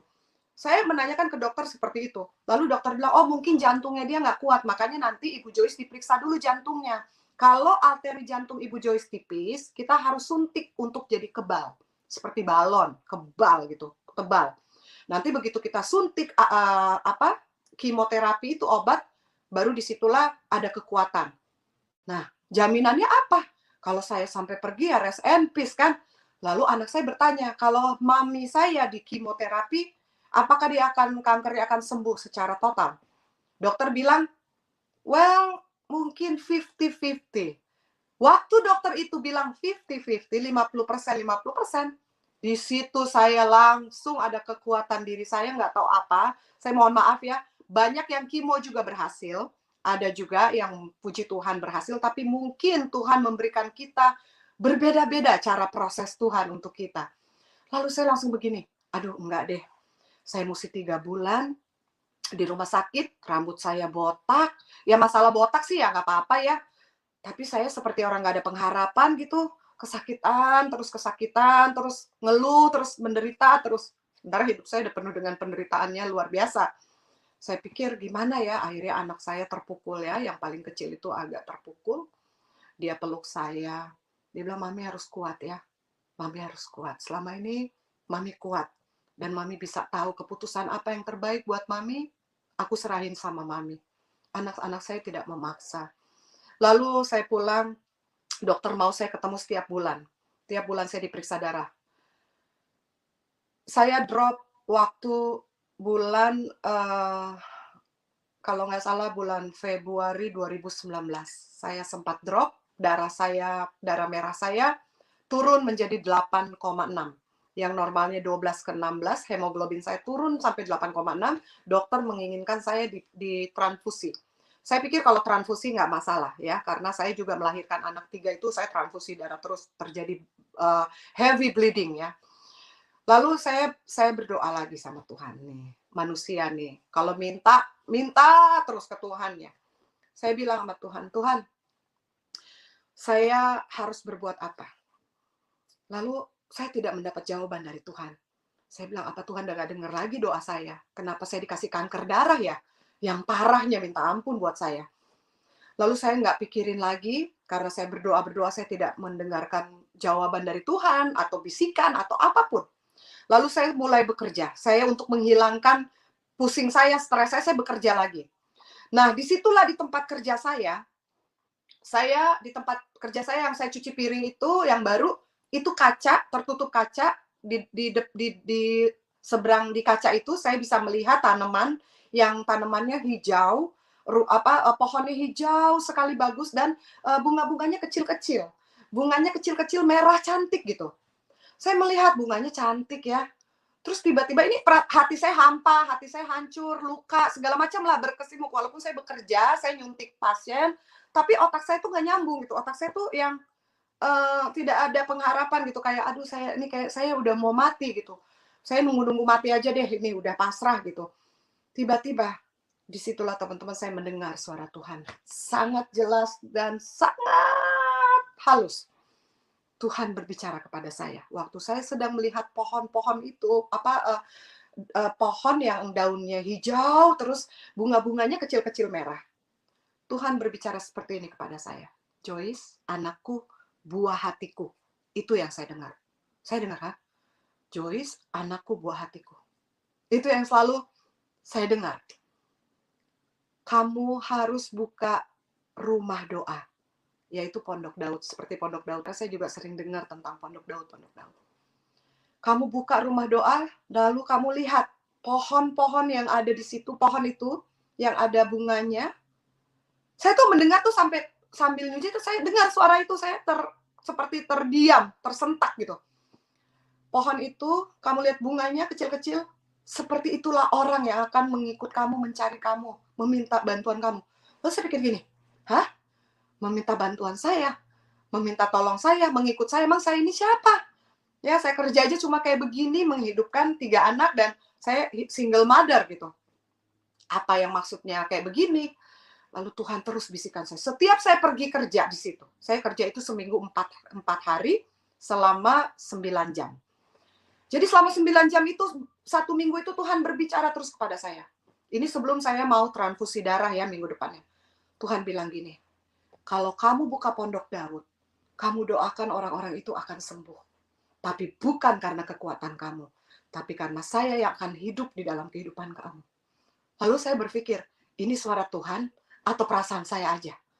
Ini suara Tuhan atau perasaan saya aja? Tapi tiba-tiba suara itu terus mengalir di pikiran saya tuh, bisik ini tuh makin hari makin keras, makin tegas, makin serius. Saya bilang, ini kayaknya cuma perasaan saya kali ya, gara-gara saya suka itu pohon yang bagus hijau, terus ada bunganya kecil-kecil merah. Saya senang aja ngelihatnya, itu punya pikiran saya mungkin ya. Saya lagi stres, saya lagi orang bilang galau, lagi pusing lah pokoknya. Saya capek mungkin. Nah, sehari sebelum saya mau transfusi darah, suara itu semakin keras. Tuhan Yesus bilang, saya percaya di situ, saya percaya itu suara Yesus. Dia bilang seperti ini, Joyce, anakku, buah hatiku. Kamu harus buka Pondok Daud. Kamu harus bersaksi bagi namaku. Supaya orang melihat bagaimana aku hidup. Meskipun mereka tidak bisa melihat aku, tapi aku hidup untuk mereka. Dan mereka banyak yang akan menjadi saksi-saksiku di dunia ini. Sebelum dunia ini berakhir. Lalu saya pikir-pikir, aduh, ini benar suara Tuhan nih kayaknya nih. Saya harus nih buka Pondok Daud. Apa ya? Lah saya ngomong ke Tuhan. Tuhan, kenapa saya? Saya ini wanita bodoh yang nggak ngerti apa-apa, tapi kok Tuhan perhatiin saya? Sedangkan Nabi Elia aja, saya bilang, saya nggak tahu kalau ternyata Nabi Elia itu ternyata laki-laki. Saya taunya Nabi Elia itu perempuan. Ternyata laki-laki. Sampai sebegitunya waktu saya baca firman, saya baru ngeh. Ternyata Nabi Elia itu laki ya. Tuh sampai begitu teman saya tuh sampai ketawa-tawain saya. Kamu tuh bodoh banget sih, nggak tahu firman ya, cuma tahu baca, cuma tahu dengar, cuma tahu mengetahui. Tapi kamu nggak ngerti benar-benar. Lalu saya mulai di situ, saya baca firman, saya bersaksi di screen Facebook saya bersaksi bahwa ini loh saya, tapi orang masih yang biasa-biasa aja, teman saya cuma ya nonton ngelihat saya mau ngasih tahu nih kalau Tuhan nih ngomong loh ke saya. Udah, besoknya saya mau transfusi darah. Saya pergi ke rumah sakit Virginia Mission, rumah sakit kanker, yang saya mau ditransfusi. Saya udah daftar, saya udah duduk manis, udah dipersiapkan ruangannya untuk transfusi, semua darah udah dicek. Lalu saya berdoa lagi di ruangan dokter. Saya bilang, Tuhan, kalau bisa darah saya yang sekarang diperiksa jangan rendah-rendah amat ya. Kalau memang betul yang saya dengar itu suara Tuhan, kemarin saya buka Pondok Daud, berarti itu betul-betul Tuhan kalau sampai darah saya ini tidak turun dari 8,6, tidak turun jadi 8 atau 7. Akhirnya hasilnya diambil, dokter langsung bilang begini sama saya. Ibu Joyce, you know what? Kan kita udah persiapkan nih semua untuk Ibu Joyce ditransfusi kan? Iya, saya bilang. Ibu Joyce sudah siap. Saya juga udah siap, tapi you know what? Hasil darahnya naik. Hemoglobinnya tuh naik jadi 9,6. Saya langsung gini, oh begitu ya dokter ya? Iya, hasil darahnya naik, jadi kamu tidak perlu transfusi darah. Dengan secepat itu, saudara-saudara, Tuhan menjawab doa saya.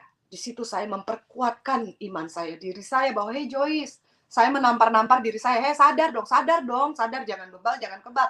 Ini Tuhan loh yang ngomong." Saya bilang, "Oke deh, saya sekarang mulai percaya." Saya mulai membuka Pondok Daud di bulan, eee, Februari, Maret, April, kalau nggak salah April itu saya membuka Pondok Daud. April 2019 saya membuka Pondok Daud, lalu disitulah saya mulai bersaksi, membawakan rema firman. Waktu itu hanya 100-200 orang yang nonton, saya merasa gini, bukan karena yang nonton. Saya bilang, aduh mudah-mudahan mereka bisa mengerti ya bahwa Tuhan itu ada, Tuhan itu hidup loh, Tuhan itu baik buat kita semua loh. Lalu saya membuka Pondok Daud, lalu di saat bulan Juni, saya bertemu dokter bulan Juni. Bulan Juni ini, saya ketemu dokter. Dokter bilang begini, "Ibu Joyce, kamu punya kanker masih 40%, tidak turun. Dan darah putih kamu sempat turun sedikit, tapi tetap kanker ini masih mengganas. Saya tetap menyarankan kamu untuk kemoterapi." Jadi dokter memaksa saya untuk kemoterapi. Saya menolak lagi kemoterapi dan dokter sudah 3 kali ganti dokter saya, karena dokternya kesel sama saya. Ini pasien yang paling keras kepala, yang tidak mau dikimo dan tidak mau mengikut peraturan rumah sakit di Amerika. Saya bilang, "Saya percaya Tuhan, saya akan sembuhkan saya." Lalu dokter itu memang tidak percaya Tuhan. Dia bilang, "Saya tahu iman ibu, tapi kan ini kan kedokteran juga kan dari Tuhan." Saya bilang, "Iya betul, bukan saya tidak menghargai dokter, tapi itulah yang saya mau, tidak dikimoterapi. Kalaupun saya harus mati, saya harus pergi dari dunia ini, biarkan saya pergi secara naturally." Ya, entah saya lagi tidur, entah saya lagi kesakitan di rumah, udah mati, udah. Saya nggak mau di rumah sakit, tidak ada pengharapan, saya mesti kayak orang yang kesakitan terus karena kimo, nggak mau. Dia bilang, "Dok, kamu yakin Joyce?" "Ya, saya yakin." Begitu saya meyakinkan diri saya, waktu saya berkomitmen sama Tuhan untuk membuka Pondok Daud, saya mau buktikan bahwa Tuhan itu betul-betul real. Saudara-saudara tahu apa yang terjadi? Badan saya langsung berhari-hari itu makin turun, makin turun. Yang tadinya saya beratnya 65 kilogram, sekarang saya 47 kilo. Bayangin. Lalu ini kulit muka saya, saat itu 2019, kulit muka saya hancur. Kalau bisa ini saya sempat kirim fotonya, eee, kulit muka saya mulai rusak, kering. Lalu kulit tangan kiri, kanan saya, dada saya ini semua seperti korengan, budukan gitu. Aduh, saya bilang, "Kenapa begini ya?" Lalu setiap pagi saya bangun, hidung saya keluar darah, keluar darah. Lalu iblis berbicara kepada saya seperti ini, "Joyce, sebentar lagi kamu mati. Apalagi yang kamu cari di dunia ini?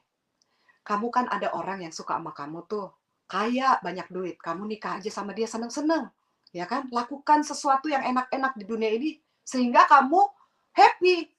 Lalu saya dengar ini suara iblis ini kayaknya nyuruh-nyuruh saya buat sesuatu yang nggak benar, karena saya sudah komitmen ya sama Tuhan untuk saya buka Pondok Daud aja ya, untuk hidup saya tuh diperbaharui. Nah, disitulah teman-teman sebenarnya saya mulai merasakan kehidupan saya yang betul-betul saya attach dengan Tuhan saya mulai di saat saya membuka Pondok Daud itu. Lalu saya bilang, "Tuhan, saya apapun resikonya saya mau mati secara natural dan saya mau mengandalkan Tuhan karena selama ini saya sudah nakal, saya sudah bandel, tidak tahu apa yang menjadi kekuatan saya sehingga Roh Kudus itu seperti hidup di dalam kehidupan saya." Tuhan bilang, "Hidupkan roh itu." Karena semua orang diberikan pencurahan Roh Kudus, tapi orang itu mau hidup apa enggak? Mau hidupkan roh itu atau tidak itu tergantung orangnya. Karena Tuhan seperti sudah memberikan kita kunci mobil, kita mau starter atau kita cuma mau liatin mobil yang bagus. Ya kan, cuma disayang-sayang, dicuci-cuci, tapi nggak mau dipakai. Tuhan bilang, "Kamu sudah saya berikan Roh Kudus itu, hidupkan, yang adalah saya sendiri akan hidup di dalam kehidupan kamu." Dan saya langsung percaya begitu saja dan saya berkomitmen mau ikut Tuhan sungguh-sungguh, saya mau mengenal Tuhan saya mau terus mengandalkan Tuhan saya dibandingkan diri saya ataupun manusia. Dan disitulah saya mulai terngiang-ngiang, "Tuhan, saya nggak bisa kerja, ternyata Tuhan kasih saya pekerjaan luar biasa bagus. Saya pikir saya nggak bisa tanpa suami saya, tanpa manusia, ternyata Tuhan ada di dekat saya." Saya pikir, ternyata tidak. Ternyata Tuhan sudah memilih saya sejak saya dalam kandungan ibu saya. Tuhan terus melindungi saya, memberkati, dan memberkati itu bukan hanya uang ya, memberkati itu perlindungan dan segala protection yang Tuhan berikan. Saya bisa aja kecelakaan di pesawat, saya bisa aja kecelakaan di Indonesia waktu saya bolak-balik. Bisa terjadi sesuatu apapun, tetapi itulah Tuhan saya memeluk saya, memberikan saya ruang yang betul-betul saya tuh dipegang sebagai buah hatinya. Sekarang pertanyaan saya, apakah saya layak menjadi buah hati Tuhan? Lalu akhirnya saya bilang, Tuhan, saya mau berkomitmen. Suara iblis keluar. Hidung saya mulai berdarah. Setiap pagi saya bangun, hidung saya berdarah. Saya hanya bilang, oke, nggak apa-apa, cuma darah. Setiap saya seperti pagi-pagi tuh darah saya keluar. Nah, selama saya kerja 3 bulan lebih, kaki saya mengalami seperti kelumpuhan. Itu adalah simptom dari kanker darah. Setan menakut-nakuti saya, tetapi saya saat itu sudah menguatkan iman saya. Saya bilang, Tuhan, saya sudah mau membuka Pondok Daud, saya mau berkomitmen untuk apa yang Tuhan bilang itu nyata. Tuhan bilang itu betul-betul hidup. Saya mau hidupkan Roh Kudus saya sehingga saya bisa bagikan ke semua jiwa-jiwa untuk diselamatkan dan dimenangkan. Lalu saya udah nggak pikir lagi siapa saya, karena saya percaya Tuhan sudah memberikan saya otoritas untuk menjadi buah hatinya, diberikan karunia kepada Tuhan melalui kuasa iman yang saya percaya bahwa Allah itu hidup. Lalu kaki saya seperti lumpuh. Jadi kalau saya mau kerja itu, saudara-saudara, saya harus mengangkat, kalau mau naik mobil tuh saya duduk, saya harus mengangkat kaki saya itu seperti nggak ada tulangnya. Saya mengangkat kaki saya sampai saya bisa naik di mobil, saya ngegas. Selama 1 jam saya pergi ke tempat kerja, itu perjalanannya 1 jam, kembali lagi juga 1 jam. Saya tidak pernah mengeluh. Saya nggak peduli lagi dengan apa yang saya rasakan. Sampai akhirnya semua itu hilang sendiri. Hilang sendiri. Saya punya muka hancur, saya punya badan, sampai sekarang masih ada bekas-bekasnya ya, ini di dada saya yang paling parah sama muka saya. Muka saya ini semuanya hancur seperti bopeng-bopeng, seperti apa ya. Saya bilang begini sama Tuhan, saya orang yang paling tidak mau muka saya kenapa-napa, karena saya pikir, muka saya kan mulus, muka saya bagus. Tapi tiba-tiba dikasih muka yang seperti saya tuh hancur gitu. Saya bilang begini, kenapa saya malah ikut Tuhan, komitmen saya dikasih seperti ini ya? Tapi saya bilang lagi, Tuhan, saya nggak peduli dengan darah yang keluar di hidung saya. Saya nggak peduli dengan muka saya jelek seperti ini, hancur tubuh saya seperti ini nih. Saya ngelihat, saya sendiri ngelihat badan saya benci gitu. Ih, kok begini? Tapi saya bilang, Tuhan, saya nggak apa-apa. Saya nggak mau pikirin tubuh saya. Karena saya percaya tubuh, jiwa, dan roh. Tubuh akan hancur, tetapi roh saya lah yang Tuhan pegang. Untuk kehidupan saya nanti, di kehidupan yang kekal ya. Hidup kekal, bukan mati kekal.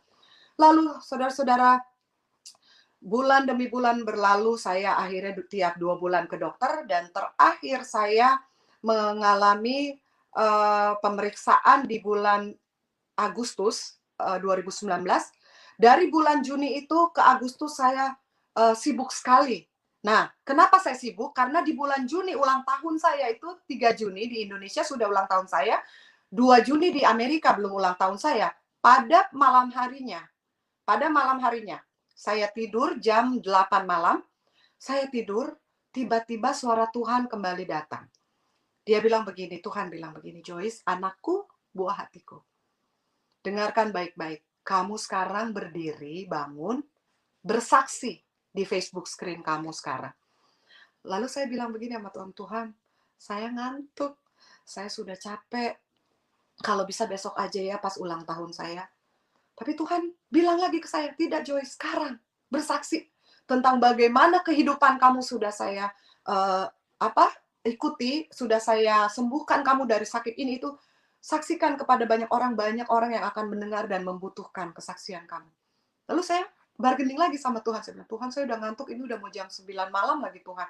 Besok aja ya Tuhan, saya sudah ngantuk. Tuhan terus membisikkan saya, dibilang banyak orang yang akan melihat. Saya bilang, iya, biasa yang melihat saya juga 200 orang, saya udah seneng Tuhan, semoga mereka semua bertobat gitu ya. Terus tiba-tiba Tuhan terus membangunkan saya, sampai akhirnya saya bilang, iya, saya harus berdiri, saya harus buat kesaksian. Oke Tuhan, kalau memang ini betul suara Tuhan, saya bilang saya mau ikut. Saya pergi lagi, biasanya saya bersaksi di satu ruangan, seperti ini, ruangan untuk saya berrema, untuk live streaming. Tapi saat itu karena saya capek sekali, saya ngantuk, saya hanya melakukannya di kamar saya dengan mic yang hanya baterai gitu ya, mati pula baterainya. Terus saya bilang, udahlah, nggak perlu catat. Biasanya saya perlu catatan untuk menyampaikan rema firman, tapi ini saya nggak perlu catatan karena saya pikir, udahlah apa aja yang saya ngomong lah, saya tahu karena ini kesaksian hidup saya. Lalu saya duduk, saya bersaksi, saat itulah saya bersaksi, tiba-tiba saya tersentuh dengan kesaksian saya sendiri gitu. Saya bilang Tuhan tuh baik, Tuhan itu luar biasa bagi hidup saya. Selesai saya bersaksi, saya melihat orang saat itu yang menonton saya ada 24.700 orang yang melihat saya. Saya kaget gitu. Hah? Banyak begini yang melihat saya. Jadi saya pikir bukan karena banyaknya ya. Apa mereka mau bertobat? Apa mereka mengerti apa yang saya bicarakan? Berarti betul. Hanya di ulang tahun saya itu, 24.000 orang itu hadir. Saya melihat semua dari yang saya buat Rema Firman. Saya bilang, waduh, ini baru saya betul-betul Tuhan Yesus begitu luar biasa dalam hidup saya. Saya bilang, Tuhan, saya sudah tidak peduli dengan kanker saya. Sejak itu, sejak saya Juni 2 itu, 2019, sorry teman-teman, sejak 2019 Juni itu saya mengadakan Rema Firman, 2020, sorry, sebenarnya itu 2020, saya ditelepon banyak orang untuk minta kesembuhan. Minta dong saya disembuhin, saya didoain, minta kesembuhan dalam arti minta doa sama saya. Saya begini, aduh Tuhan, bagaimana mereka mau minta doa kesembuhan? Saya aja masih ada kanker. Ya kan, masih 40% kankernya saya. Waktu itu Juni 2020. Saya nggak mau gimana doain orang kalau saya juga masih kanker gitu kan, masih sakit kanker darah saya. Sejak itu teman-teman, saudara-saudara, sejak ulang tahun saya berikutnya saya sudah tidak ada pendarahan di hidung. Saya sudah tidak merasakan totally yang rasanya namanya lemah ini, vertigo, saya bolak-balik masuk rumah sakit, yang namanya sakit tertusuk-tusuk tuh biasa ya, tapi seperti yang di bor itu sudah tidak saya rasakan lagi. Sampai di bulan Juni, saya mendapatkan banyak sekali telepon yang masuk di messenger saya. Juni, Juli, Agustus. Saya tahu di bulan Agustus saya akan bertemu dokter, saya tahu diri saya. Saya tidak makan sehat, saya tidak jus buah, saya tidak jus sayur saat itu. Tapi saya mendoakan orang-orang ini banyak yang sembuh. Bahkan yang sudah di ICU, saya doain, saya bilang, udahlah kalau memang harus pergi ke kedaulatan Tuhan, kita tidak bisa buat apa-apa. Tapi paling tidak dia mendengar suara saya untuk dia menerima Yesus sebagai juru selamat dia secara pribadi. Iya Bu, iya. Tapi ternyata disembuhkan, dipulihkan. Jadi kita tidak pernah tahu cara Tuhan dan proses Tuhan bagi masing-masing kita. Lalu saya bilang, Tuhan, saya ini siapa? Sampai Tuhan pakai saya. Lalu saya akhirnya di bulan Agustus saya coba periksa dokter, saya udah pasrah, saya bilang gini, Tuhan, jadi saya ngomongnya udah sama Tuhan aja, seperti anak sama bapak gitu. Tuhan, saya tahu saya nakal ya, saya begadang, saya tidur hanya 3-4 jam. Saya berdoain orang karena waktunya beda di Amerika sampai kadang-kadang jam 4 pagi, jam 5 pagi, itu saya sampai pusing-pusing, tapi saya nggak pikirin Tuhan, saya udah nggak pikirin kanker saya, yang saya pikirin orang yang sakit itu bisa sembuh, bisa melihat bahwa Yesus itu hidup. Saya mau orang itu tahu bahwa Yesus itu hidup tanpa mereka melihat, dia bisa tahu bahwa Yesus itu hidup dalam kehidupan mereka. Mereka harus hidupkan kuasa Roh Kudus itu, sehingga Roh Kudus itu bisa menghidupkan kehidupan mereka, memimpin kehidupan mereka, meliding kehidupan mereka. Bukan cuma untuk saya, tetapi saya mau membagikan ini Tuhan sebagaimana perintah Tuhan kepada hidup saya, antara hidup dan mati. Lalu Tuhan berkata, Joyce, lakukan 3K. Ketaatan, kekudusan, dan kebenaran. Itu yang kamu harus pegang. Tanpa ketaatan, kekudusan, dan kebenaran, kamu tidak akan pernah bisa saya kabulkan doanya ataupun saya dengar. Kamu harus melakukan ketaatan, kekudusan, dan kebenaran. Sejak saya berkomitmen membuka Pondok Daud dan melakukan ketaatan, kekudusan, kebenaran, godaan demi godaan, cobaan demi cobaan, namanya saya single mother ya. Aduh, yang namanya ini, itu, tawaran-tawaran uang, rumah, mobil yang berkelimpahan, segala macam. Udah, kamu udah kanker, milih-milih amat sih. Udah sakit kanker juga, udah mau mati. Ini ada yang suka, orang kaya, ya kan? Punya ini, itu, kamu hidup senang. Kan kamu juga pelayanan, walaupun berdosa, kamu hidup sama dia, tapi kan kamu punya duit banyak. Itulah tawaran-tawaran dunia iblis yang menggoda saya. Aduh, banyak sekali. Kalau saya tidak hidup dengan Yesus saya, Tuhan saya yang begitu luar biasa. Kalau saya tidak menghidupkan roh Allah, roh kudus, mungkin roh daging, saya tidak akan mampu. Mungkin saya sudah dikubur dari dulu kali, dari lama sekali. Tapi inilah Tuhan kita, luar biasa. Dia begitu baik. Lalu teman-teman pada bulan Agustus itu saya bertemu dengan dokter. Dokter bilang gini, Ibu Joyce, hasil darahnya, saya selalu ketemu dokter tuh 1 jam sebelumnya saya periksa ambil darah, selalu. Itu selalu. Hasil darahnya saya mau bacakan, terus saya udah dalam hati saya udah ngomong gini, Saya tahu pasti saya transfusi nih, karena saya selama 2 bulan lebih, hampir 3 bulan, saya tidurnya cuma 3-4 jam mendoakan orang, akan dengar sharing-nya orang yang tadinya nggak percaya Yesus jadi percaya, yang benci Yesus sampai foto Yesus dirobek-robek, akhirnya dia jadi percaya Yesus dan mencintai Yesus. Pokoknya saya buat banyak untuk Tuhan, saya pikir, bukan untuk saya, ya kan, untuk mereka orang-orang yang jiwa-jiwanya Tuhan sayang. Saya bilang, tapi saya terima resiko saya untuk saya transfusi karena saya makannya udah nggak benar, saya minumnya udah yang istilahnya air putih, tetap tapi saya minum kopi, saya minum teh, saya nggak peduli lagi dengan tubuh saya. Tapi saya terima resiko itu Tuhan. Dan saya percaya Tuhan yang menguatkan saya. Lalu dokter bilang gini, Ibu Joyce selama ini makan apa? Dia tanya, dietnya apa? Saya bilang, aduh, saya cuma makan croissant, roti. Saya bilang, ya begitu-begitu aja. Nggak ada diet khusus ya? Saya bilang, enggak. Kenapa dokter? Hah, ini aneh katanya. Hasil darahnya kanker Ibu Joyce yang 40% turun jadi 20%. Tetap ada Ibu Joyce, ingat tetap ada, tapi turun jadi 20%. Darah putih Ibu Joyce juga turun, darah merah Ibu Joyce naik 10,6. Lalu saya gini, waduh, ternyata kalau Tuhan betul-betul pegang kita tuh nggak main-main ya. Tuhan memberikan kita itu in abundance life. Dia nggak pernah berikan anak-anak itu setengah-setengah mujizat itu. Kuasa itu nggak pernah diberikan setengah-setengah. Buat saya itu udah mujizat buat saya. Turun 40% jadi 20%. Lalu diperiksa oksigen darah saya. Tidak pernah turun. Oksigen yang harusnya 100% itu turun jadi 40, 80, 70, 60. Dokter bilang apa, Joyce? Oksigen dalam darah kamu 100%. Saya bingung. Nggak bisa 101 ya. 100%. Paling tidak kan 85, 90 itu masih wajar. Ini 100%. Lalu saya bilang sama Ibu Joyce bahwa ginjal, liver, paru-paru itu akan terganggu dengan sendirinya selama itu dari 2018, 19, itu 2020 udah 2 tahun ya. Dan semua hasil ginjal, paru-paru, dan juga liver Ibu Joyce semuanya excellent. Dokter tidak bilang bagus. Excellent itu di atasnya bagus. Semuanya normal. Saya nggak habis pikir, hah, kok bisa ya? Saya nggak treatment, saya nggak minum obat, saya nggak kemoterapi, saya nggak di bone marrow. Cuma bone marrow kan kecil, ini memang pinggang saya seperti dibor. Setiap hari saya merasakan, tapi saya udah nggak pikirin lagi sakit saya, karena saya percaya Tuhan yang sudah hidup dalam kehidupan saya. Terus banyak sekali orang yang bertanya, Joyce kalau kamu mati gimana? Udah rema-rema firman, udah ikut Yesus, tautonya kamu matilah. Kalau saya mati paling tidak saya sudah melakukan perintah Tuhan. Saya sudah percaya dengan Tuhan saya bahwa dia itu hidup. Sudah banyak sekali mujizat dan pertolongan Tuhan yang ada dalam kehidupan saya, sehingga saya itu bisa hidup sampai hari ini, itu semua karena kasih karunia Tuhan. Lalu kenapa saya mesti takut kalau saya mati? Yang ditakutkan sekarang bukan kematian itu, tetapi bagaimana saya bisa hidup kekal, bukan mati kekal. Jangan sampai Tuhan ngusir saya. Joyce, unyahlah kamu. Aduh, saya nggak mau. Firman Tuhan saya baca di sini yang udah saya catat. Tuhan mengingatkan saya pada firman Tuhan tentang kematian kekal. Saya takut lah. Saya nggak mau mati kekal. Biarpun saya hidup 100 tahun di dunia, untuk apa? Kalau saya harus mati kekal, saya mau hidup kekal.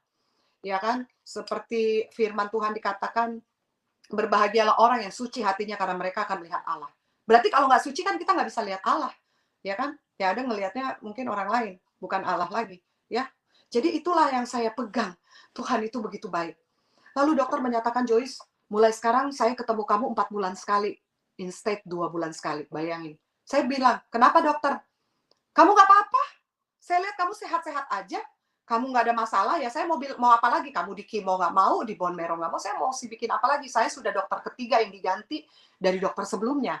Karena kamu selalu menolak treatment dari rumah sakit. Itu against kamu punya insurance.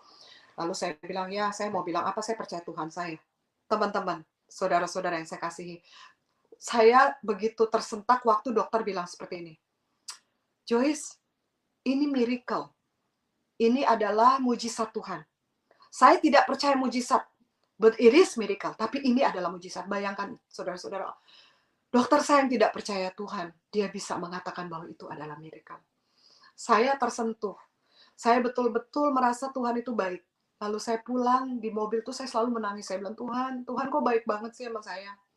Apa sih saya ini? Siapa sih saya ini? Jadi di sini saya mencatat beberapa firman yang saya catat di sini, kalau boleh saya, apakah boleh saya ini ya. Jadi saya merasa inilah saya. Sampai hari ini saya masih menjalani tugas dari Tuhan, ya. Sedangkan tugas dari presiden aja kita harus jalani, apalagi ini kita tugas dari Sang Pencipta kita yang memiliki kuasa yang tidak terbatas. Saya bilang, Tuhan, seharusnya sih saya sudah mati dari saya kelas 3 SD, saya dibunuh sama orang yang jahat. Harusnya saya waktu tumor itu dioperasi mungkin saya sudah mati. Harusnya waktu ear infection saya mungkin sudah kena cacat. Apapun Tuhan, dan anak-anak saya lahir dengan sehat, tanpa sakit apapun, kelainan darah mereka dicek setiap 3 bulan atau 4 bulan, mereka semua baik-baik saja, sampai mereka bosen dicek, udah nggak mau lagi, mama kita oke, kita nggak sakit. Coba saudara-saudara, teman-teman semua yang saya kasihi, saya merasa kebaikan Tuhan atas hidup saya. Di saat saya membuka Pondok Daud, saya mengalami banyak mujizat. Banyak sekali mujizat yang Tuhan berikan terhadap hidup saya. Meskipun saya bukan orang yang kaya, orang di Amerika hidup, tidak. Saya tidak memikirkan lagi kekayaan. Saya tidak lagi memikirkan tentang dunia ini. Saya memikirkan bagaimana saya bisa menjadi alat yang Tuhan pakai di saat nafas hidup saya masih diberikan kesempatan untuk memberikan banyak jiwa-jiwa yang dikuatkan, ya. Kita saling membantu untuk menguatkan jiwa-jiwa dalam doa dan pengharapan kita sebagai umat Kristiani. Nah, di situ saya pernah berpikir, sempat berpikir seperti ini. Kenapa dalam ibadah saya, keluarga saya justru tidak pernah hadir, jarang hadir. Mungkin mereka mendoakan saya, pastinya mereka mendoakan saya dari jauh, atau mungkin mereka berpikir, ah ini si Joyce ngaco-ngaco aja buka-buka Pondok Daud, apaan sih tuh, gitu kan.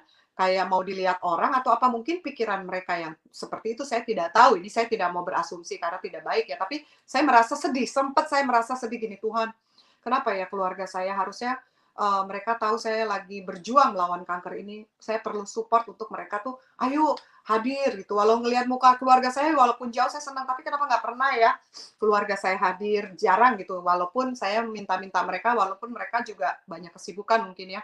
Lalu Tuhan berbisik kepada saya, dia ngomong begini, Joyce, kamu tahu waktu Yusuf dibuang, dia dibuang itu bukan sama tetangganya, bukan sama sahabatnya atau temannya. Yang buang Yusuf itu keluarganya sendiri. Saya langsung agak-agak aman gitu, bukan berarti saya langsung tidak menyukai keluarga saya, tapi saya bilang saya cuma. Jadi Tuhan bilang, kamu tidak boleh berpikir seperti itu. Jadi Tuhan langsung, itulah kalau kita menghidupkan kuasa Roh Kudus, maka Tuhanlah yang akan memimpin langsung hidup kita. Sehingga apapun yang kita lakukan, ini kudus nggak ya? Ini taat nggak ya? Ini benar nggak yang saya lakukan? Itu semua ada bisikan-bisikan dan leadingan-leadingan dari Tuhan langsung loh. Itu saya rasakan sendiri secara pribadi ya. Setiap saya mau berbuat sesuatu, Tuhan bisa, jangan, itu nggak benar, oh iya. Setiap saya mau melakukan sesuatu, itu nggak kudus, oh iya. Setiap saya mau berbuat sesuatu, Tuhan, itu bukan ketaatan, Joyce. Oh iya. Jadi saya di-leading Tuhan betul-betul melalui kuasa Roh Kudus itu yang hidup. Makanya saya selalu kalau mendoakan orang, saya selalu bilang, hidupkan dulu Roh Kudusnya. Sehingga kamu bisa mengerti dulu apa yang menjadi kehendak Tuhan dalam kehidupan kamu. Baru kamu bisa mengalami sesuatu yang luar biasa dari Tuhan. Karena Tuhan kalau memberi itu tidak setengah-setengah. Dia memberikan kita um, abundant life ya. Jadi semuanya itu secara berkelimpahan. Dia tidak pernah sama anak-anaknya itu memberikan setengah-setengah. Kalau boleh di sini saya bacakan firman Tuhan, bagaimana saya sudah mencatat di sini bahwa firman Tuhan ini juga menguatkan saya, membuat saya 3 kunci ini, ketaatan, kekudusan, dan kebenaran ini dalam Pondok Daud saya, untuk saya, semua tim-tim saya juga melakukan hal ini, sehingga doa kita itu bisa dijawab. Karena doa orang benar sangat besar kuasanya. Berarti kita harus benar hidup kita. Jangan kita mendoakan orang, tapi kitanya sendiri nggak benar. Buat apa? Itu cuma sampai loteng katanya ya, Tuhan nggak bakalan didengar. Kitanya dulu harus perbaiki diri kita dulu. Ini saya memperbaiki, saya selalu menunjuk diri saya. Saya dulu yang harus diperbaiki. Selama ini Tuhan mengasihi saya. Dari 4 bersaudara saya yang paling sering sakit-sakitan. Dari 4 bersaudara saya yang paling penakut. Dari 4 bersaudara saya yang paling, paling seperti, kalau mau dibilang paling nggak ngerti apa-apa gitu. Tapi itulah Tuhan. Dia justru memakai anak-anaknya yang betul-betul dia bisa membaca kedalaman hati kita yang terdalam. Siapakah kita ini sebenarnya? Sejak dalam kandungan ibu kita, dia sudah memilih kita, sudah melihat bagaimana hati kita. Meskipun kita nakal, meskipun kita keras, meskipun kita bebal, tapi tidak ada yang mustahil. Tuhan mengangkat jiwa saya, hidup saya, untuk saya diselamatkan. Bayangin, kenapa saya bilang kanker darah saya itu selalu saya sebutkan. Sampai teman saya bilang, kamu ngapain sih nyebut-nyebutin kanker darah? Jangan disebut-sebut dong, kan udah nggak. Saya bilang, tanpa kanker darah ini, saya tidak bisa hidup baru. Mungkin saya masih kebal dan bebal, mungkin saya masih nakal dan masih saya ignore, tidak peduli, cuek. Saya cuma tahu Tuhan saya itu hidup, udah. Saya percaya Tuhan masuk surga, udah. Saya nggak perlu berbuat sesuatu, tapi itulah Tuhan. Di saat saya mengalami kanker darah, di situ Tuhan memegang, menangkap saya. Ayo ikut saya. Di situ saya bisa attach dengan Tuhan secara sungguh. Bahwa saya ternyata selama ini salah mengenal sebagai seorang Kristen yang biasa-biasa saja. Tidak mengenal Tuhan saya secara luar biasa. Ya, saya hanya meminta tanpa mengenali pribadi Yesus. Maka dari itu dia mau saya menjadi pribadi, memiliki pribadinya Kristus, memiliki tabiat Kristus, dan saya harus menjadi pelaku firman. Bukan hanya mendengar, membaca, dan mengetahui. Disitulah saya mulai, saya mengandalkan Tuhan saya, apapun yang terjadi dalam kehidupan saya terus mengandalkan Tuhan saya, meskipun manusiawi saya masih ada kelemahan, terus saya memperbaiki diri saya. Terus saya memperbaiki diri saya untuk saya mendapatkan kemenangan yang sungguh-sungguh dalam hidup dan di dalam kematian. Karena saya mau hidup kekal, bukan mati kekal. Jadi saudara-saudara, begitulah kesaksian saya bagaimana saat ini saya membuka Pondok Daud itu untuk mendoakan beberapa teman-teman yang sedang sakit atau sedang dalam pergumulan hidup. Saya menguatkan mereka semampu saya sebagai manusia, tetapi semua tangan Tuhan ini yang ada untuk hidup saya, bukan saya. Bukan karena saya, bukan karena diri saya ini debu tanah, saya tidak berarti apa-apa. Saya ini banyak kekurangan dan dosa, tetapi Tuhan mengangkat saya, memberikan karunia-Nya kepada saya untuk saya hidupkan roh saya, sehingga dia hidup di tengah-tengah kehidupan saya. Kalau boleh saya bacakan firman Tuhan, mungkin boleh di sini saya bacakan di dalam Wahyu 21 ayat 7 sampai 8 yang sudah saya catat. Dikatakan seperti ini, barang siapa menang, ia akan memperoleh semuanya. Jadi dibilang di sini barang siapa menang, ia akan memperoleh semuanya ini. Dan aku akan menjadi Allahnya, dan ia akan menjadi anakku. Tetapi orang-orang yang tidak percaya, orang-orang keji, orang-orang pembunuh, orang-orang sundal, tukang-tukang sihir, penyembah-penyembah berhala, dan semua pendusta, mereka akan mendapatkan bagian mereka di dalam lautan yang menyala-nyala oleh api dan belenggu. Inilah kematian yang kedua. Saya berpikir, ayat ini Tuhan berikan kepada saya. Saya bilang, aduh Tuhan, saya tidak mau mati di dalam belenggu lautan api yang menyala-nyala. Di sini dibilang belenggu kematian, inilah kematian yang kedua. Di dalam lautan yang menyala-nyala oleh api dan belenggu, api dan belerang, belerang ya. Jadi saya bayangin kalau di lautan besar api menyala-nyala dengan belerang. Lalu kita dicemplungin di situ, ngeri banget. Saya ditaruh di ember atau di gayung aja saya udah takut. Ya, masukin tangan saya satu gitu di ember yang penuh api gitu, saya takut. Jadi itulah, kadang-kadang kita harus percaya bahwa Yesus itu hidup melalui kuasa Roh Kudusnya, kita harus menghidupkan dia di dalam kehidupan kita sehari-hari. Jadi Tuhan itu luar biasa, dia begitu baik bagi hidup kita. Saya di sini ada ayat lagi yang saya mau bagikan, kalau boleh izin saya untuk membagikan ayat ini yang Tuhan berikan kepada saya dan kita semua ya, untuk kita memastikan bahwa firman Tuhan itu hidup, sangat hidup. Jadi inilah saya sebagai leukemia fighter atau kanker darah battling, saya sedang memperjuangkan hidup saya sudah tidak lagi memikirkan kanker saya tidak lagi memikirkan bagaimana tiap malam tubuh saya gatal, tiap malam tubuh saya seperti ditusuk, saya udah nggak pikirin lagi. Istilahnya saya mati pun saya sudah siap, karena saya percaya apa yang saya buat ini adalah atas kehendak Tuhan dan keinginan Tuhan, bukan keinginan saya lagi. Bukan lagi keinginan daging saya. Jadi itulah saya diperbarui sejak bulan April 2019, saya mulai hidup baru. Dan saya seperti masih baru, tetapi saya tetap mau mempertahankan firman Tuhan adalah firman yang hidup dan betul-betul nyata ya. Saya mau baca lagi dalam Matius 5 ayat 8 sampai 10. Berbahagialah orang yang suci hatinya karena mereka akan melihat Allah. Ini yang saya senang sekali ayatnya. Berbahagialah orang yang membawa damai karena mereka akan disebut anak-anak Allah. Tuh, udah akan melihat Allah, disebut sebagai anak Allah. Berbahagialah orang yang dianiaya oleh sebab kebenaran karena mereka lah yang mempunyai kerajaan surga. Teman-teman, kerajaan surga itu tidak mudah, tetapi sebenarnya kalau kita mau mengikut Tuhan, menghidupkan Roh Kudus, mudah sekali untuk kita. Jadi begitulah teman-teman, bagaimana saudara-saudara, teman-teman yang saya kasihi, bagaimana Tuhan itu begitu luar biasa buat hidup kita semua. Tuhan memproses kita masing-masing berbeda pastinya ya. Tetapi saat ini saya tetap memperjuangkan, hidup saya dengan Tuhan itu harus betul-betul memiliki progres, yang baik karena saya mengingini kehidupan kekal, bukan kematian kekal. Ya, saya tidak mau, punya kematian kekal, tetapi saya di sini sengaja ingin berbagi dengan teman-teman bagaimana, Tuhan itu begitu baik bagi kehidupan saya dengan firman Tuhan dan ayat-ayat yang saya bacakan tadi. Jadi saya pikir itu saja kesaksian saya dan sudah banyak sekali sejak saya membuka Pondok Daud, justru bukan saya meminta ya, tapi banyak beberapa pendeta juga yang sudah pendeta, saya kadang-kadang saya pikir, "Saya ini siapa ya?" Gitu, dia SMS saya boleh bergabung di Pondok Daud, saya boleh join di Pondok Daud, saya pikir, udah pasti boleh. Saya ini bukan siapa-siapa, jadi saya senang sekali ada beberapa pendeta yang masuk di, Pondok Daud saya yang betul-betul dari tim doa juga. Saya merasa Tuhan itu dahsyat, Tuhan itu luar biasa. Ayo saudara-saudara, kita harus betul-betul percaya bahwa Yesus itu hidup.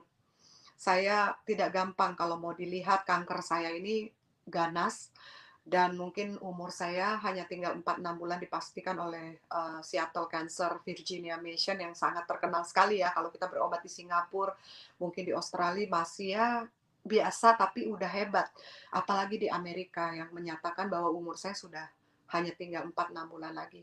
Tapi kalau saya sampai masih hidup sampai hari ini itu karena kebaikan Tuhan, karena kasih karunia Tuhan. Dan saya diperlihatkan lagi beberapa orang ya, waktu saya sempat divonis leukemia cancer, saya melihat almarhum Ibu Ani Yudhoyono yang pergi meninggal karena kanker darah yang sudah melakukan kemoterapi, bone marrow, dan segala-galanya didampingi oleh saudara keluarga-keluarganya ya kan. Tapi saya sendirian, sakit begini saya tidak ada siapa-siapa, tapi saya tahu Tuhan berada di samping saya, Tuhan berada dengan saya. Dan waktu itu setelah saya mendengar meninggal karena kanker darah lagi, ada lagi almarhum Dian Pramana Putra, teman saya, tiba-tiba divonis kanker darah hanya nggak sampai 2 bulan, dia meninggal.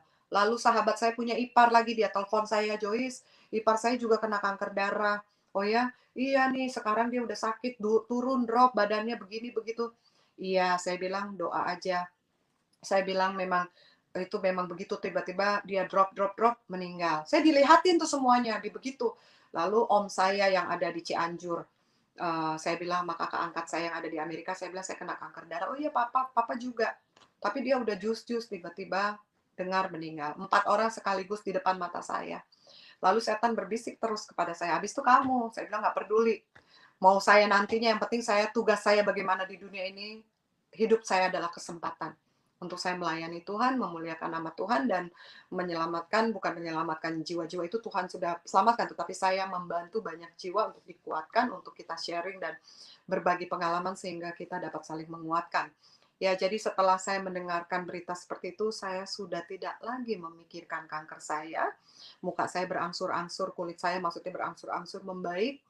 Lalu saya terus berdoa, saya terus menguatkan iman saya terus mendoakan diri saya dulu. Bukannya saya cinta diri ya, tetapi saya harus memperbaiki diri saya dulu sungguh-sungguh sehingga saya bisa mencurahkan semua kuasa Roh Kudus itu kepada orang-orang yang melihat, dari saya dulu gitu. Bagaimana saya bisa menjadi, cermin yang baik kalau saya sendiri hidupnya berantakan, ya kan? Nah, itulah Tuhan saya, dia menangkap saya, mengambil saya, walaupun saya di sini sekarang sudah hampir 3 bulan saya tidak bekerja, mujizat demi mujizat terjadi, ada saja yang terjadi dalam kehidupan saya di Amerika ini ya. Walaupun saya tahu di Amerika ini kita semua harus kerja keras, tetapi puji Tuhan saya baru mengerti kenapa Tuhan memberikan saya anak 3 yang sehat. Mereka lah yang bekerja saat ini dan membantu kehidupan saya. Meskipun, saya nggak mikirin jumlah uang atau apapun karena saya sudah tidak mikirin dunia ini mau jadi apa, saya udah nggak peduli. Karena saya tahu pandemik ini juga membuat kita banyak panik, banyak orang ketakutan untuk keluar. Saya biasa-biasa aja, bukan saya tidak menghargai, peraturan, tetapi saya tetap menggunakan masker kalau keluar, saya percaya bahwa Tuhan saya itu sudah memegang saya, maka saya surrender sama Tuhan aja gitu. Jadi itulah kesaksian saya bagaimana Tuhan begitu luar biasa bagi kehidupan kita semua ya, bukan hanya kepada saya, tetapi kepada kita semua. Bagaimana Tuhan membantu saya. Dan satu sedikit kesaksian saya waktu itu sempat mobil saya kan tidak kerja 3 bulan, mobil saya mau ditarik. Waktu itu mobil saya mau ditarik dan dealer saya bilang, Joyce kalau kamu bayar 1.700 atau 25 juta, saya tidak akan tarik mobil kamu. Karena saya sudah tidak kerja. Lalu saya berdoa sama Tuhan, cuma bilang begini, Tuhan, saya tahu ini nggak mungkin karena kesalahan saya, Tuhan selalu mengcover saya. Saya tidak punya uang, ya kan, anak saya punya uang tapi hanya untuk kebutuhan kita. Di rumah, untuk bayar rumah dan payment-payment lain. Tapi untuk mobil saya bagaimana mau bayar? 3 bulan saya nggak bisa bayar, mobil mau ditarik. Ini adalah mobil saya satu-satunya yang harus saya pertahankan.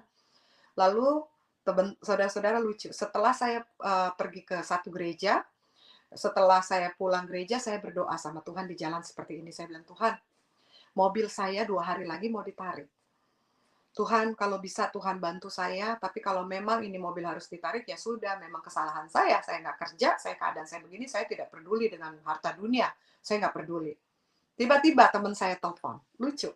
Waktu saya setelah dari gereja itu saya mengantar pasien saya turunin, saya tenang aja, nggak ada rasa khawatir lagi. Dulu kan saya ketakutan, bawaannya ketakutan, khawatir, worry, doubt, Tuhan.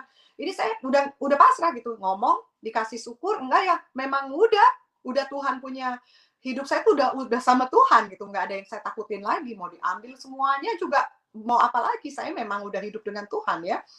Lalu, tapi Tuhan tahu, Tuhan bilang, gimana kalau kamu jadi kayak Ayub, diambil anak kamu, diambil harta. Saya bilang, Tuhan kan tahu Ayub itu bagaimana hatinya, dan Tuhan juga tahu hati saya. Dia sangat mengenal setiap hati anak-anaknya ya. Tuhan tidak pernah mencobai sesuatu di luar batas kemampuan kita, itu yang Tuhan janjikan. Maka dari itu di sini saya mau cerita bagaimana saya tiba-tiba ditelepon teman saya. Teman saya bilang begini, Joyce, apa kabar kamu? Saya bilang, baik, apa kabar? Baik. Kamu tahu nggak, kemarin kamu kan doain saya nih, supaya rumah saya laku. Rumah saya tuh laku loh. Saya bilang, oh puji Tuhan. Saya bilang, puji Tuhan rumahnya laku ya. Iya. Terus gini, ya memang sih saya nggak dapat banyak ya, tapi saya cuma dapat di bank itu cuma $2.000. Teman-teman bayangin cuma $2.000 dia dapat setelah dia potong-potong-potong udah 2.000. Oh, saya bilang ya puji syukurlah. Kamu harus mensyukuri apapun yang Tuhan kasih. Saya memang sering mendoakan dia ya. Dan dia salah satu bimbingan doa saya. Lalu dia bilang sama saya, dan dia juga teman saya, dia bilang begini, Joyce, tadi saya berdoa waktu saya pegang uang ini, saya masukin ke bank, tuh saya berdoa, Tuhan, buat apa ya uang ini ya? $2.000 doang nih. Terus Tuhan ngomong ke saya nih, dia bilang, bantuin si Joyce tuh, katanya. Dia perlu uang. Terus saya bilang gini, hah? Kok masa Tuhan bilang begitu? Iya, sorry ya Joyce, bukannya saya mau menghina atau saya mau ngerendahin kamu. Saya bilang, nggak apa-apa. Bener nggak sih kamu lagi perlu uang? Saya bilang, kalau perlu uang sih semua manusia perlu uang, tapi saya lagi mau pikir mobil saya mau ditarik. Saya bilang, tapi ya udahlah, itu juga 1.700 kan besar. Kamu cuma punya uang $2.000. Jadi nggak mungkin kamu kasih saya gitu. Udahlah kamu pegang aja nggak apa-apa. Kalau memang harus diambil, it's okay. Masih ada jalan yang lain. Kita kan percaya Tuhan kita kuasanya tidak terbatas. Lalu teman saya bilang begini, Joyce, saya nggak peduli uang saya $300 di bank. Saya pernah kok nggak megang uang juga, saya hidup kan kamu yang ngajarin saya. Kita harus percaya dan harus tidak memikirkan harta dunia. Saat ini saya mau transfer kamu 1.700 untuk kamu. Untuk kamu. Saya bilang, hah? Kamu yang benar? Iya, untuk kamu. Saya bilang, aduh nanti deh saya ganti kalau saya udah kerja lagi. Nggak perlu diganti. Kamu ambil ini uang, saya nggak akan mati dengan $300 di bank saya. Hah, teman-teman, saudara-saudara yang saya kasihi. Saya bukan karena saya mau meminta-minta atau apapun. Saya pikir, Tuhan, itulah buah hati Yesus yang layak disebut buah hati Yesus. Yang kita mau betul-betul melakukan ketaatan, kekudusan, dan kebenaran di dalam iman kita yang teguh. Saya menangis, saya bilang, saya nggak tahu mau ngomong apa. Nggak tahu gitu. Saya nggak tahu mau ngomong apa. Dia bilang, udah, nggak usah banyak ngomong. Kasih aja rekening kamu, SMS ke saya transfer hari ini juga.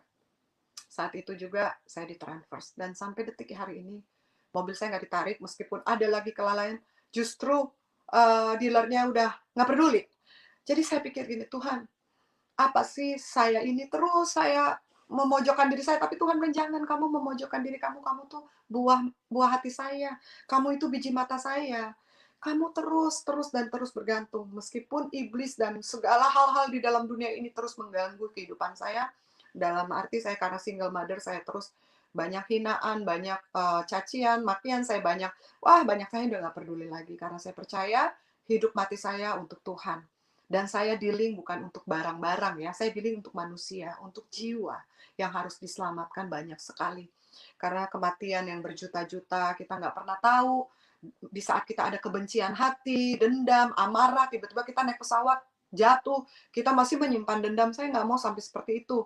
Ya kan, tiba-tiba saya lagi tidur, saya nggak bangun lagi, saya masih menyimpan dendam. Saya nggak mau.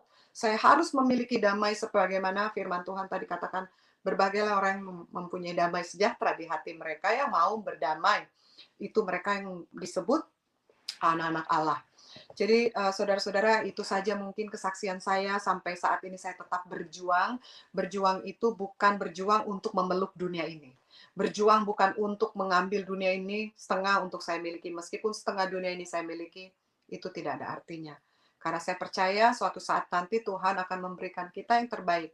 Kalau sampai ada orang bilang, kenapa ya? Saya kok orang Kristen tapi berdoa-berdoa saya hidupnya susah terus. Kalau kita tekun, kita taat, kita hidup kudus, kita hidup benar, walaupun kita miskin di dunia, Tuhan bilang, berbahagia orang yang miskin di hadapan Allah, karena mereka akan memiliki kerajaan surga. Kenapa dibilang orang miskin? Itu maksudnya Tuhan. Jadi biar kita mati miskin, asal hati kita kaya dengan roh Allah, kita hidup dengan roh kudus, kita hidup dengan ketaatan, kekudusan, dan kebenaran, maka kita akan merasa, oh, inilah hidup kita yang berarti itu. Jadi nggak mikir lagi kehilangan apapun. Jadi teman-teman, saudara-saudara yang saya kasihi di channel ini, saya bersyukur dan berterima kasih bisa melakukan kesaksian ini dalam kehidupan saya, karena ini satu momentum yang luar biasa di saat 2021 ini masih ada kesempatan untuk kita semua, dan saya sangat bersyukur meskipun saya tidak memiliki keluarga di Amerika, hanya anak-anak saya percaya sebagaimana Bapak Yusuf tadi sudah menyatakan hanya Tuhan satu-satunya, itu betul sekali. Anak, ibu, bapak, semuanya akan pergi. Kita semua akan pergi, kematian itu pasti. Dan saya bersyukur sama Tuhan, Tuhan masih memberikan saya nafas hidup. Walau terkadang saya masih merasakan sakit yang luar biasa, tapi saya sudah tidak lagi mikirin sakitnya. Saya sudah tidak bilang, Tuhan, kok sakit sih? Tuhan, tiba-tiba hidung saya berdarah lagi nih. Tuhan, kok lemes ya? Saya udah nggak ada lagi kata-kata itu. Yang saya ada cuma, kalau saya sakit seperti tulang saya dibor atau seperti tulang saya itu badan saya mengecil, itu kan maksudnya saya biasa 65 kg, sekarang 47, 48, paling tinggi-tinggi 50. Saya turun sampai 10 kilo lebih. Saya nggak bilang apa-apa ke Tuhan. Kalau saya badan saya sakit, gatel-gatel, seperti di darah itu seperti ada binatang, saya udah nggak mau bilang, aduh Tuhan, kok enggak. Saya cuma bilang, Tuhan, kuatkan saya. Berikan saya kekuatan. Itu aja. Nggak ada yang lain. Karena saya sudah, sudah tidak takut lagi untuk apapun yang terjadi dalam hidup saya. Yang saya takut, saya tidak bisa membagikan firman Tuhan dengan teman-teman saya yang tidak mengerti. Itu yang saya takut dalam dunia ini, saya tidak bisa membagikan sesuatu buat kebaikan Tuhan. Bahwa Tuhan itu hidup meskipun tidak kita lihat ya. Karena iman itu tidak beresiko ya teman-teman. Yang beresiko itu kalau kita tidak memiliki iman. Ya, jadi kalau ada yang mau bertanya sesuatu, silahkan. Dan sebisanya saya akan menjawab. Itulah tentang kehidupan saya, kesaksian saya malam hari ini. Saya rasa hanya itu ya, Pastor Yusuf. Haleluya. Puji Tuhan ya. Amin. Begitu luar biasa Tuhan Yesus menyatakan kasih-Nya, menyatakan kuasa-Nya kepada seseorang yang rata-rata manusia hampir semua seperti itu. Nanti kalau sudah kepepet, nanti kalau sudah terpojok, nanti kalau sudah ada di titik nadir, baru mereka benar-benar tersadarkan.